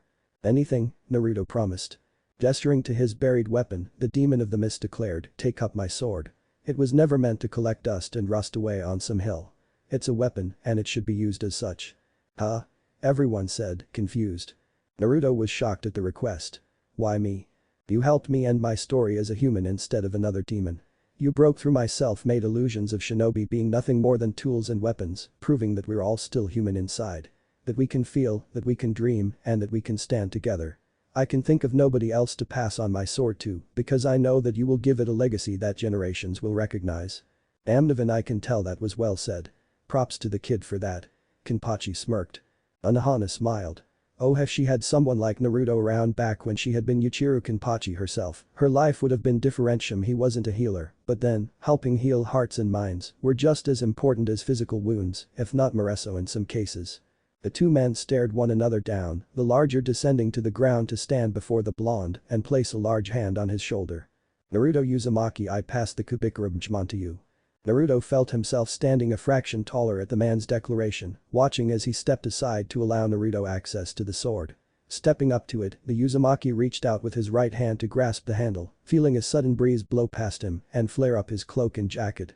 With a determined gaze, Naruto gripped the handle tighter and removed the blade from its earthen sheath, holding it with ease, while Zabuza smirked and Haku smiled proudly. So we've got a spiky-haired teen who can see spirits, and his weapon is a stupidly overcompensatingly huge cleaver, Ryu said. At that, everyone turned to look at Ichigo, who looked around at them in confusion. What? What? Use it with pride, brat. You're carrying my legacy with you, after all, the Mist Demon warned. Resting the blade on his shoulder, Naruto turned back to the two spirits with his signature grin. No worries, Zabuza. I promise that it's in good hands. The two nodded before their spectral forms gave off a faint glow. Looks like it's finally time. Seems that way, Zabuza-sama, Haku agreed, sounding sad about what was going to happen. So, they were waiting for him before they were ready to pass on, Yamamoto said, actually opening an eye at what was happening. Naruto said nothing, simply gazing at the two spirits somberly before he felt movement beneath his cloak. Looking down, he saw that his scarf was covered in his Ryatsu before it split apart into the thousands of threads that made it, wrapping around his right wrist before attaching to the chains of Zabuza and Haku. White spiritual fire outlined the trio, slowly absorbing the chains and safely detaching them from the two spirits before changing them into Reishi and assimilating them into Naruto. Holy! Did his powers do that by itself? Uryu said as everyone else stared. A rush of power was felt flowing through him, building up in a flourish before expelling like a breath of air. The power froze the ground beneath him while the energy flowed out from his body and took the shape of a demonic face that grinned darkly behind him. Haku had ice abilities, and Zabuza had been shown to emanate a shroud of chakra that takes the form of an Oni-like creature like that, Minato said, stunned. Nema resumed her notes furiously. Naruto was growing more and more fascinating. Zabuza and Haku were left slightly awed at what happened, while Naruto realized what his scarf had done. Binding threads, it really does connect me to those I hold close. What are you talking about, kid? I mean that, since you both influenced me deeply on a spiritual level, my scarf let me inherit some of your abilities. It's called Binding Threads, and I awakened its power when I unlocked my own spiritual power. So this means that, Haku began. That I can keep both of your legacies alive, Naruto finished, giving them both a grin bursting with determination and pride. Don't worry about me, you guys. I'll be fine now that part of you will always be with me in spirit. I promise that I won't let you two down. So, his abilities can evolve and grow more versatile the more bonds he has. Shunsui whistled, impressed. As their spiritual forms began to fade into Reishi, Zabuza chuckled at the Uzumaki, while Haku gave him a beautiful smile. They both nodded to him in respect before they fully faded away, the wind of the land of waves, carrying the last of their spirits out to the ocean, while Naruto's scarf reformed and situated itself over his cloak, taking the form of a makeshift holster for the Kubikuramj. Smiling, he took a breath before flourishing the massive weapon and setting it into its new holster with ease, grinning at his success. He then turned to the crosses one last time and bowed to them in respect, holding it for a few seconds while silently wishing them a peaceful rest. With his final farewell given, Naruto straightened himself up before turning around and heading back to Tsunami's home. Feeling the warmth of the sun on his back as it shined behind him and hit the two graves with a hopeful light. Good way for that to end. Byakuya nodded, a faint smile on his face. The next morning, Naruto and Nell bid goodbye to Tsunami and her family, while the blonde Uzumaki promised to visit again when he could. He shared a hug with a woman and her son before shaking Tezuna's hand, turning around so that Nell could climb onto his shoulders. Giving the family one last grin, he took off at full speed to the Hidden Leaf. Was it just me, or did that kid seem more at peace? Tezuna asked his daughter while Inari looked up in curiosity. Tsunami smiled to the two men in her life. Yes, he did. Whatever he did yesterday seems to have lifted a heavy weight off his shoulders. Maybe it's because he took on that sort of Zabuza's. Maybe, Tezuna agreed. Still, I never thought that he'd be the one to pull it out of the ground after so many people tried and failed. Zabuza must have been waiting for Naruto Nai to return and pick it up, Inari suggested, earning thoughtful looks from his mother and grandfather. Everyone shared a look at that. Kid got it in one. Maybe so, sweetheart, Tsunami agreed with a gentle smile before she ushered them inside to give them their lunches for the day. Before entering herself, she took one last glance down the road Naruto took and whispered, "Take care of yourself, Naruto-kun." Faster, Ruto. Faster. Nell cheered as she held on to Naruto throughout his sprint. Go faster. Kenpachi smirked, reminded him of Yuichiro. Heh. You asked for it, Nell-chan. He replied, gathering chakra into his legs and shooting off in a blur that left a faint sonic boom. He then kicked off the ground, leaping high into the air and getting Nell to squeal in delight. Hang on, Nell-chan. Naruto warned before he gathered his Ryatsu and started kicking off the Reishi in the air, essentially leaping throughout the sky as he raced to the Hidden Leaf. Walking on the spirit energy particles in the air already. He's advancing fast. Looks like we might have a captain class by the time he gets here, Yoruichi mused with a grin, making everyone else around her look thoughtful. Woohoo. Nell cheered as they rushed through the air, quickly arriving near the gates of the great village. Deciding not to make a scene, Naruto cut off the flow of his Ryatsu and rapidly fell back to the earth, making Nell cry out in surprise before it turned into more excitement. Just before he landed, he had the Reishi cushion his impact so that he landed with the tap of a footstep. Definitely advising fast. Naino said, pushing her glasses up. Man, I love Ryatsu, Naruto exclaimed to himself before he turned to the large gate of the hidden leaf and headed for it. Once he was within speaking range, he called out, "Yo, Katetsu. Izumo. Look who's back home." The two Chunin gate guards turned to the voice before they both smiled in recognition. Naruto. Good to see you, man. Katetsu greeted before he took note of the girl on his shoulders and the sword on his back. Izumo noticed them also and exclaimed, "Whoa. Was your time away that exciting?" "You could say that, boys," Ranjiku commented with an amused smirk. "Whisker-kun has some stories for you." Naruto grinned knowingly as he answered, "You guys have no idea. Anyway, I'd better hurry up and meet Bachan before she gets even more pissed. I'm technically late, after all." "By how long?" Katetsu asked. "I was supposed to be here yesterday." "Hey, maybe I should make up some sort of excuse like how Kakashi-sensei usually does." "Okami, no," both parents of the whiskered blonde pleaded. "Yes. Keep the bullshit alive." Yorichi crowed out, laughing loudly. The two Chunin snorted at the idea before they grinned in agreement. "Make sure it's a good one." Izumo bid before Naruto waved farewell to them and walked off. "Naruto? Who were those two?" Nell asked, oblivious to the stare she and Naruto were receiving. "Oh, those two were old friends of mine. They used to help me pull off pranks here in the village," he answered, aware of the stares but ignoring them expertly. "She's not mentally old enough to notice people watching them," Soifin noted, "while he is mentally old enough to disregard them and focus on what's important." "In this case," Chad spoke up, "it's showing Nell-san around his home village." "Precisely. Right now, I'm going to introduce you to someone who I like to call Bachan. Is Shiruto's grandma?" "She'd say otherwise," Minato commented with a chuckle while Kushina smirked almost evilly. "I'm so calling her that when I see her again." "No, but she's old enough to be," he informed with a chuckle, returning his focus to the road. "I'm sure she'll like you, though. Nell thinks Nell will like her too."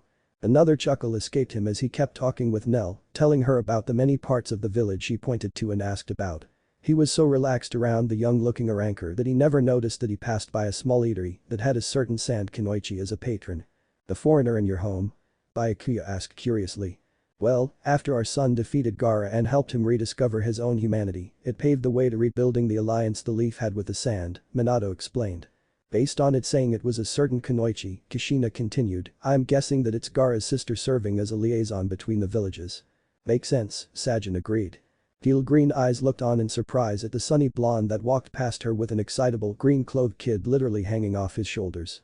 She couldn't help but blush faintly at how his carefree smile brought out his natural appeal, noting that the last 2.5 years allowed the Uzumaki to fill out nicely. "My baby boy's a heartbreaker." Kushina gushed, a bit dramatically so that she could see the reaction from Nemu out the corner of her eye.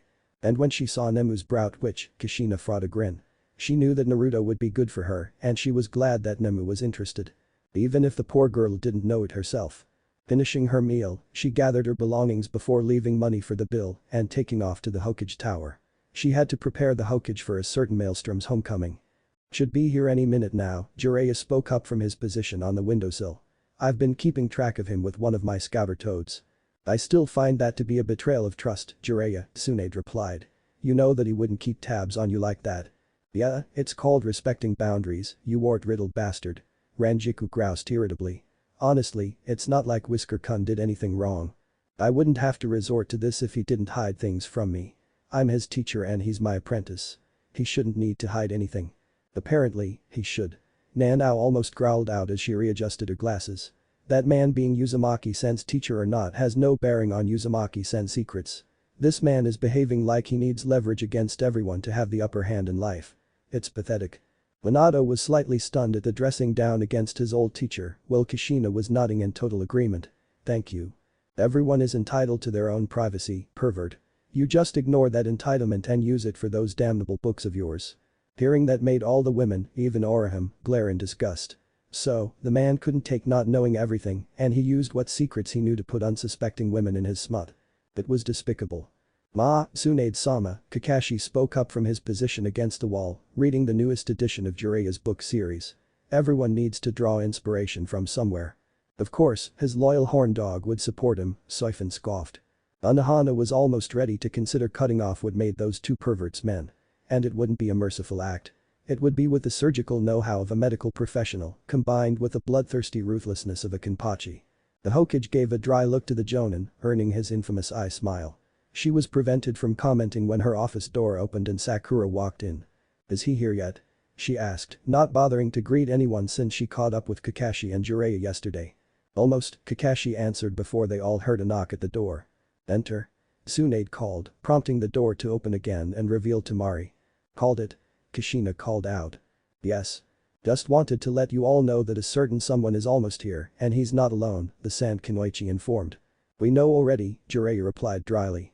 "Well, not all of us. But the important people do." "Ouch," Ichigo commented at Jiraiya's burn against Kakashi and Sakura. Kakashi and Sakura gave the man dull stares at his comment while Tsunade fought an amused smirk at her old teammate's easy dismissal of them. "How soon do you think he'll be, Temari-san?" Shizune asked politely. "Should be coming up now. I managed to get here while he was just down the street. I saw him passing by when I was having lunch and hurried over so I could tell you." "Tell them what?" A familiar yet more mature voice asked. When everyone turned their attention to him, Naruto raised a brow at their mixed stares. "What? You guys never seen a whiskered blonde before?" A few chuckles were heard at that. Tsunade shook off her surprised stare for a stern look. "Brat, where were you?" "Here," Naruto sheepishly grinned while rubbing the back of his head. "Yeah, sorry I'm late. You see, I was caught up in some sudden waves before I washed ashore and met up with an old demon and princess.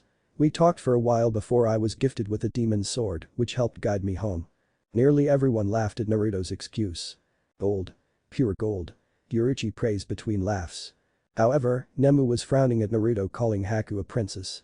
It didn't sit well with her for some reason. Everyone, minus a certain scarecrow, sweat dropped at the excuse. Kakashi simply chuckled and gave the Uzumaki a thumbs up. "Nice one. Learn from the best bullshitter I know," Naruto replied cheekily before crouching slightly to let Nel jump down from his shoulders. "Nel-chan, these are some of my friends. You already know the pervert, but the other guy with white hair was my old teacher, Kakashi." She looked to the Jonin, who gave her his signature smile. "Cyclops?" she exclaimed in shock, her eyes wide. "She looks genuinely scared," Rukia commented with a small laugh. Awkwardly chuckling, Kakashi replied, "Actually, I'm not a." "Then there's Sakura," Naruto interrupted, making the man slump comically. "Cut off." Renji noted with a bark of laughter. "She's my old teammate." The Pincat looked to the turquoise-haired child, giving an unsure smile. Hi." Nel, on the other hand, moved closer to Naruto and gripped his pant leg, giving Sakura an accusing stare. Why is she staring at me like that?" Sakura asked Naruto, who shrugged. Nel kept her small glare before she asked, "What's your relationship with Ruto?" A few of the women cooted how possessive little Nel was about Naruto. "Huh?" Sakura asked, unable to think of anything else to say in response. The others, meanwhile, found the moment very amusing and stifled their chuckles. "Anyway," Naruto resumed, "the blonde lady with her hair up is Temari. She's a sister of Gaara." "You mean Sandy?" Nel asked curiously, making Naruto grin, while Temari face-palmed at the nickname for her brother. "I say it fits." Kushina noted with a grin. "Gaara is the host of a Sand Tanuki, after all." "Yep. She's really strong and uses her fan to make wind attacks." The Uzumaki answered, earning him some brownie points with a wind mistress. "Wow." Nel exclaimed with sparkly eyes. "Nel wants to see." Temari smirked at the girl, moving over to pat her on the head. "Maybe some other time, squirt." The lady next to the other blonde is Shizune. "She's really nice. You like her?" Shizune gave Nel a warm smile and greeted, "It's wonderful to meet you, Nel-chan." "Nel is happy to meet Shy too." She returned, making the medical Kunoichi giggle behind her hand at the nickname. Just like Naruto, Minato sighed out, though he was smiling. Nicknames for everyone. And lastly is Tsunade Bachan. Naruto rounded off, earning a tick mark from the Hokage, while Nel looked to her in wonder. "Bachan is pretty," she declared. "She doesn't look old at all. She sounds so innocent and genuine." Ranjiku laughed out. "But she still reminds that Tsunade woman about her age." Naruto bit his lip to keep from laughing as Tsunade's tick mark gained 2 friends. "That's everyone. Everyone else, meet Nel-chan." Nel waved brightly, showing a childish innocence to the others. Sakura, still a bit rattled from the sudden accusation, simply stood in silence. Kakashi offered a lazy wave in response, while Temari and Shizune smiled at the girl. Tsunade gave Nel a short glance before returning her attention to Naruto. "We have a lot to discuss, brat." Everyone else but Jiraiya leave, she ordered. Me too, Tsunade-sama. Shizune asked in slight surprise. Yes. This is something private. Wow, usually, Tsunade keeps Shizune in the loop for anything. For her to be sent away, Kushina noted in slight surprise. Are you sure I shouldn't stay as well, then? Kakashi questioned. If it's important enough, I'll fill you in later. Until then, leave. While he was slightly miffed, Kakashi nodded before he led Sakura out of the office and Shizune led Temari out. Nell stayed beside Naruto, earning a raised brow from Tsunade. I want her out of here too, Naruto, she explained sternly, making Nell move closer to Naruto. That could have been worded better, Shunsui commented with a small frown. Uzumaki frowned faintly at that. You don't need to be so harsh about it, he groused before he crouched down to face Nell. I need to talk with Pervy Sage and Bachan for a little bit. I'll leave you with a clone that will take you home. Okay. Nell wants Rito to come too. She cried, giving him a pouting glare. I know, he replied calmly, patting her head with a smile and surprising Tsunade with his caring tone. Is it really so surprising that my son can be caring? Kushina growled out. They make it seem like he has no compassion or empathy, for fuck's sake. But I'll be back as soon as I'm done here. Then we can go get some ramen and I'll introduce you to Tucci and Amni-chan. Can you wait that long, Nell-chan? She kept her pout. Will Rito's copy play with Nell? Of course, he will. He answered with a grin. Just tell him what you want to play and he'll play with you. Promise. When she heard that word, she finally dropped her pout and smiled. Okay. Then Uzumaki never breaks a promise, Minato stated, repeating what Kushina had told him when they said their vows. It is in their promises that they find their drive. And through our fulfilled promises, Kushina continued, looking into her husband's eyes lovingly, we show the world who we are. The couple looked to be in their own little world as they stared into each other's eyes, and it made many of the others smile at the obvious love they shared for one another. He patted her head again, while a shadow clone popped into existence beside him, once again surprising Tsunade, since no seals were used. Take Nell-chan to the apartment. Whatever she wants to play is fair game. Even Eternal Tag? The clone asked with a grimace. Any game? Wonder what this Eternal Tag is, Ichigo mused. Sounds tiring.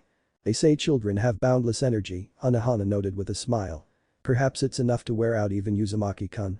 Resigned to his fate, the clone crouched down for Nell to jump on his shoulders before he left the office. The real Naruto then moved to the wall to lean the Kubikurubm against it before he stood before Tsunade's desk. So? What was so important you sent everyone else out? He asked with a frown. Don't give me that look, brat. You were supposed to be here yesterday and I'm not going to deal with your usual attitude.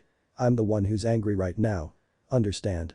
Yes, Hokage-sama, was his reply, making Jiraiya Haida wince at the steel in his voice. It reminded him of Kushina whenever she was getting angry. Naruto's parents winced at their son's tone and expression. He's pissed.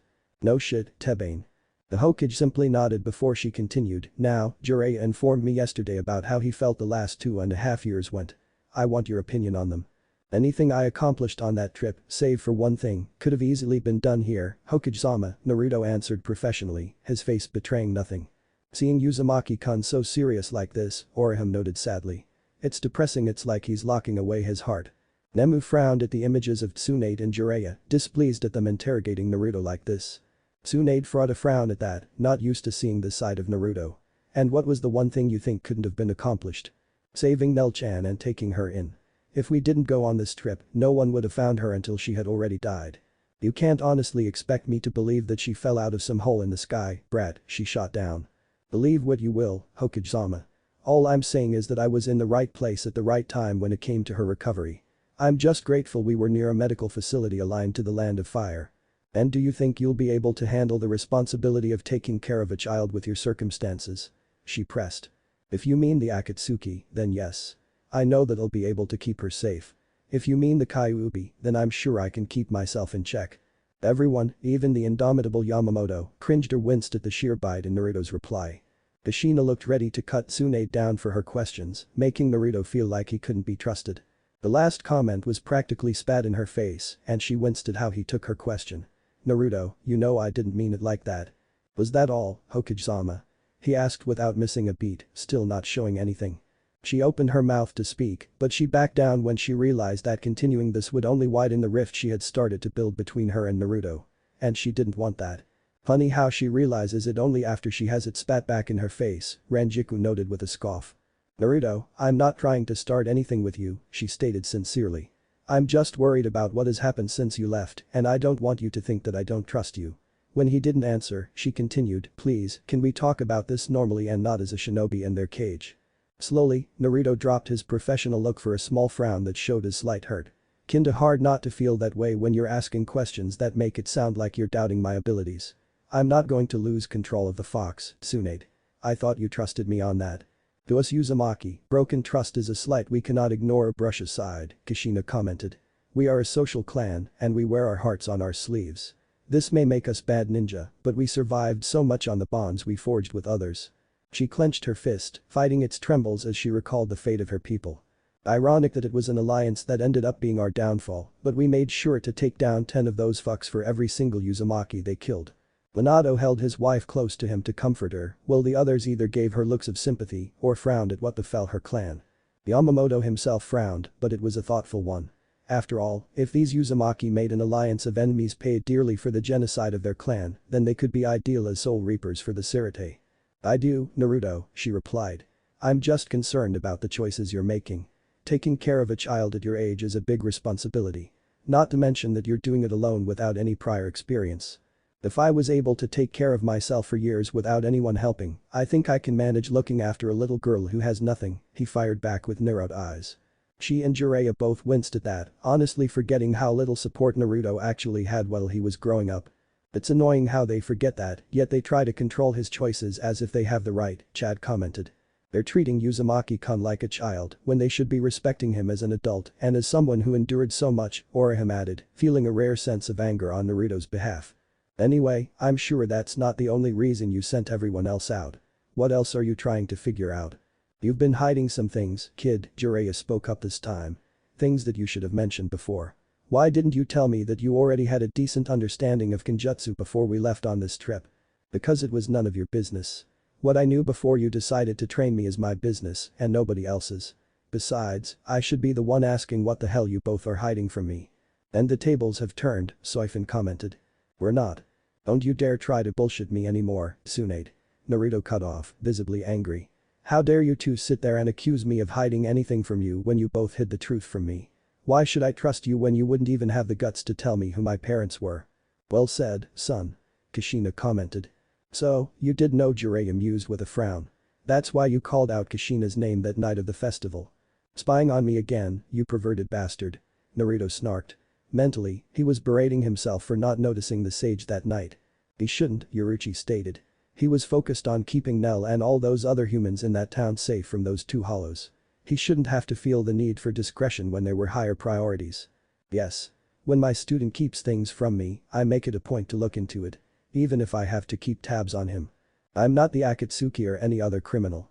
You spying on me makes me feel like you see me that way, and it's not fair when you're bigger criminals than I am. What kind of people decides when the time is right for a child to know about their parents? Naruto, we just wanted to keep you safe, Tsunade tried to reason. Safe? If that's your real reason, then where the hell were you earlier in my life? Where were either of you on the nights that I questioned why I was alone, or when I had to teach myself how to find food, or when I was pushed away by ignorant parents who feared me? You two, and even the old man, just never trusted me. His anger was boiling now. He has every right to his anger, Isane commented, feeling sad for Naruto's life, but glad he could finally vent. Hell, I never found out about the fox until I was almost killed as an academy student. And I'll bet the old man would have kept lying to my face about it if that bastard Mizuki never had the chance to spill the beans that night. You weren't ready to know. Jiraiya argued. You bastard. Kushina raged, being held down by Minato, even though he was also angry at Jiraiya's so-called reasoning. Who are you to judge when a Jinchuriki should know about the Biju they carry? What if I went on a mission without know about it and lost control? Whose fault would it be then? Because it sure as hell wouldn't be mine. He's correct, Yamamoto surprisingly commented. Uzumaki holds a being of incredibly destructive power, and that same being could influence him through emotional stress. Keeping the identity of the Kyuubi hidden from him is reckless, especially if he goes out on an assignment that could jeopardize his emotional control. While the captains and lieutenants were surprised at him speaking up, Naruto's parents gave the head captain grateful looks for his comment. It showed them that he was supportive of Naruto's arguments and that he would have made sure Naruto was prepared for what he may deal with. Jiraiya would have argued some more, but Tsunade cut him off. You're right, Naruto, she declared, getting both of them to look at her.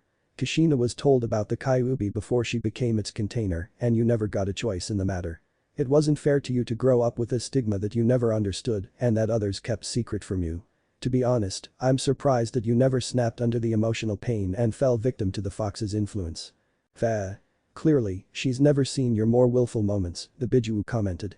And those moments were glorious, Kushina commented, remembering the times when Naruto's strength of will was on full display. I'm stronger than you think, Tsunade, Naruto spoke up. I'm just sick of people demanding I trust them when they never return the sentiment. Anyone would feel that way, Rukia said with a frown. I understand. So, I'm asking for a clean slate from this point on, she suggested. I don't want there to be any more secrets that can ruin this bond we have. You may not think so right now, but I do care about you, Naruto. I don't want to lose anyone else that I care about. Not when I've lost so many of them already. He was tempted to tell her that Mito was still around, but he kept quiet and gave her a small smile in agreement. I think I can live with that. I'm still upset, but I can't keep dwelling on this if I want to move forward. Otherwise, I'll be like Sasuke and how he never moved on from what Itachi did. Minato and Kushina shook their heads at that. Honestly, the whole Uchiha massacre was a sad waste of life and a cruel assignment given to Itachi. A young man who had absolute loyalty to the Hidden Leaf. Right, thank you for understanding, Naruto. I still want to talk some more about your trip, but I think it's best if we hold off on that for a little while. We all need time to think about what's been said today. Nodding again, Naruto moved over to the Kubikurubench and holstered it. Turning back to the others, he gave Tsunade another small smile before leaving the office. You should have asked about that other thing, Jiraiya grumbled. Only you seem to be so concerned about it, she shot down. Besides, if I pushed any further, I doubt he would have agreed to give me another chance. I wasn't lying when I said I didn't want to lose anyone else. Whether it's through death or any other method. There's the Uzumaki side of her, Kushina noted with a smile. Snorting, the Toad Sage didn't reply to her comment and left her office via the window. He had his own thoughts to settle. That evening, Naruto was seen standing before Mito's spirit before he gave her a warm embrace that she returned without hesitation. It's wonderful to see you again, child. I can see how much you've grown. And not just physically. A lot happened during the past couple of years, sensei, he explained. I figured out how deep my connection to the spiritual side of the world goes, and I met someone who came from a separate part of that world. She's hurt, and I need to keep working so that I can help her heal. Sounds like quite the story. Why don't you tell me everything you've experienced so far concerning your spiritual connection? Maybe I can help you sort things out. Now that is how a teacher should be, Jashiro commented. Willing to listen to the concerns of their students and offer their wisdom when they can. Smiling gratefully, Naruto spent the next couple of hours regaling his ancestor about his first meeting with Nell and Nilil. He then told her about what Nilil informed him of Wako Mundo and about why she was forced into a younger form with fractured memories of her past. After that, he told her about how he and the Kyuubi figured out how to unlock his spiritual power, about the true potential of his mother's scarf, and how Zabuza and Haku's spirits helped him grow stronger. He then showed her what he could do with binding threads to prove how much he had grown, allowing her to see the manifestations of his connections to Kushina, Zabuza, and Haku. Finally, he told her about his encounter with the two hollows and his concerns about running into more in the future. I'm curious about what his connection to me will manifest as, Minato mused. He already shares my link to the toads and knows the Rasengan. Maybe something related to the flying Raijin, perhaps. Maybe, Kushina answered. We'll just need to wait and see, dear. I'm worried about what else may show up. One of those hollows threw out a name, which means that someone else in controlling them or is in charge of them. I haven't seen anyone else reacting to spiritual presences, and I can't help thinking that I'm the only one in this fight that I know is going to come. I felt the same way before meeting you, Rukia, Ichigo commented, giving the shorter Soul Reaper a fond smile that she faintly blushed at. You fear that your efforts won't be enough when the time comes. That you will become overwhelmed with having to deal with these malevolent spirits, as well as the Akatsuki on the physical plane, she summarized, earning a nod. Have you tried to give Nell some of your Reiatsu again? Not yet. I wanted to be sure I had decent control over it before I tried. A very good reason, Anohana praised. It shows his mature mindset regarding the situation. Based on what you've told and shown me, I think you'll be fine, Mito assured him with a supportive smile. You've grown from the small boy I met so long ago, Naruto-kun. You've become a young man that I know can carry on the legacy of our people, bringing the Uzumaki name back into the shinobi world with confidence. He smiled tearfully at her words, feeling a swell of pride at the sheer belief her voice portrayed concerning his abilities. Thank you, Mito-bachan. Kushina also smiled, grateful to her predecessor for supporting her son and filling him with confidence. Her smile softened at the title, having only heard him call her that a handful of times. She gave him another hug, letting him relax in her embrace before she pulled back and cupped his cheek lovingly. "You remind me so much of Kushina-chan." Kushina's smile gained some joyful tears. Hearing that her child was like her was the best feeling, especially when someone she greatly respected could see it. "I see her in you more and more as time goes on, and I know without a doubt that she'd be proud of the man her son has become." "Damn right, I am," the proud mother commented, her smile becoming a bright grin as more tears flowed. "I'm beyond proud of who my son has become. It makes me see that our sacrifice was worth it." Leonardo held his wife close once again, while the others smiled for her. He chuckled through his lingering tears, relishing in the warmth he felt from the moment. "Now, get back to Nell and do what must be done. Don't rush it, don't force it, and don't despair over it. Let things run their course and do your best." "I will," he promised, giving her a bow of both respect and gratitude before he took off back to his apartment, leaving Mito smiling towards his departing form. When Naruto returned to his apartment, he saw that Nell was still asleep and the clone he left to watch over her was reading through his personal notebook on Kenjutsu formulas. "Thanks for keeping an eye on her," he said, earning a grin from the clone. "Hey, she's important to more than just you, boss," he replied before dispelling, giving Naruto his memories. "That's true," Orihime noted. "She still needs to reunite with her friends back in Hueco Mundo." Shaking off the mental input, Naruto moved over to Nell's resting form and smiled softly as he gently brushed some of her bangs behind her ear. His hand then moved slowly from her hair to the damaged mask, resting atop the crack before Naruto closed his eyes in concentration. With months training his Ryatsu, it came to him with ease now, and he slowly opened his eyes again to reveal the white rings within them to the world. Letting his spiritual energy flow, he had it build up in his hand before he slowly began transferring it into Nell's mask. The action producing a slowly building white glow from the blackness within. Like it did before when he accidentally gave her his Ryatsu, the eye holes of Nell's mask slowly started to glow pink before they flashed once and blinded Naruto with their brilliance. The room was covered in pink smoke that slowly dispersed into the air, revealing Nelia laying comfortably atop Naruto's bed. "It still amazes me how quickly he has learned to control his Ryatsu," Anohana commented. "He's had it for only a couple weeks at most, and yet he can control it enough to help Nelia-san heal the damage done to her mask.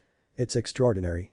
Nemu was writing more notes down about Naruto's progress, adding in Anohana's praise to her notes. She started to stir as Naruto removed his hand from her mask, blearily opening her eyes to his blurred image before she blinked a few times to get them into focus. "Naruto-san." He gave her a warm smile as he greeted, "Nice to see you again, Nelia. I finally unlocked my Ryatsu." Sitting up with a groan, she reached out with her senses and smiled faintly at the feel of Naruto's spiritual core. "So, you have. That's wonderful news. I'm hoping that I can restore you to this form soon, but I know that it will take some time." "Yes. The damage I sustained was more than I realized, and my spiritual energy needs to be resorted from the distorted mess it has become. However, with continual doses of your Ryatsu fixing the flow, I should hopefully return to this form soon." "She's optimistic," Shunsui noted. "Glad to hear that. I made a promise to help you, after all," he reminded her with his signature grin, earning a soft smile from her. "But you did, to which I'm grateful." She closed her eyes and took a feel of her energy, mentally estimating how much time she had before she reverted back into Nell. "I believe I may have enough time to hear how you unlocked your Ryatsu and why it feels so strong already. I'm curious as to what you did between our first meeting and now." Grinning a bit wider, Naruto sat down on the chair his clone was using before he said, "I guess I should start by saying that my connection to the spiritual world has been with me since the night of my birth." At her understanding nod, he continued, "See, I was born on October 10th, and on that night, a great beast known as the Kyuubi was released from my mother." For the first time in years, Naruto shared the circumstances of his birth with another person, and he knew deep down that she wouldn't judge him like so many had done before. After all, Nelia was more than the humans of the elemental nations. She would understand. He knew. And just as she has faith in his ability to heal her, Orihime noted with a smile, he has faith in her understanding. It's beautiful seeing how quickly they've connected, despite being from totally different worlds. What if Gotei 13 watches Naruto Bleach end here, and thanks for watching my video till the end.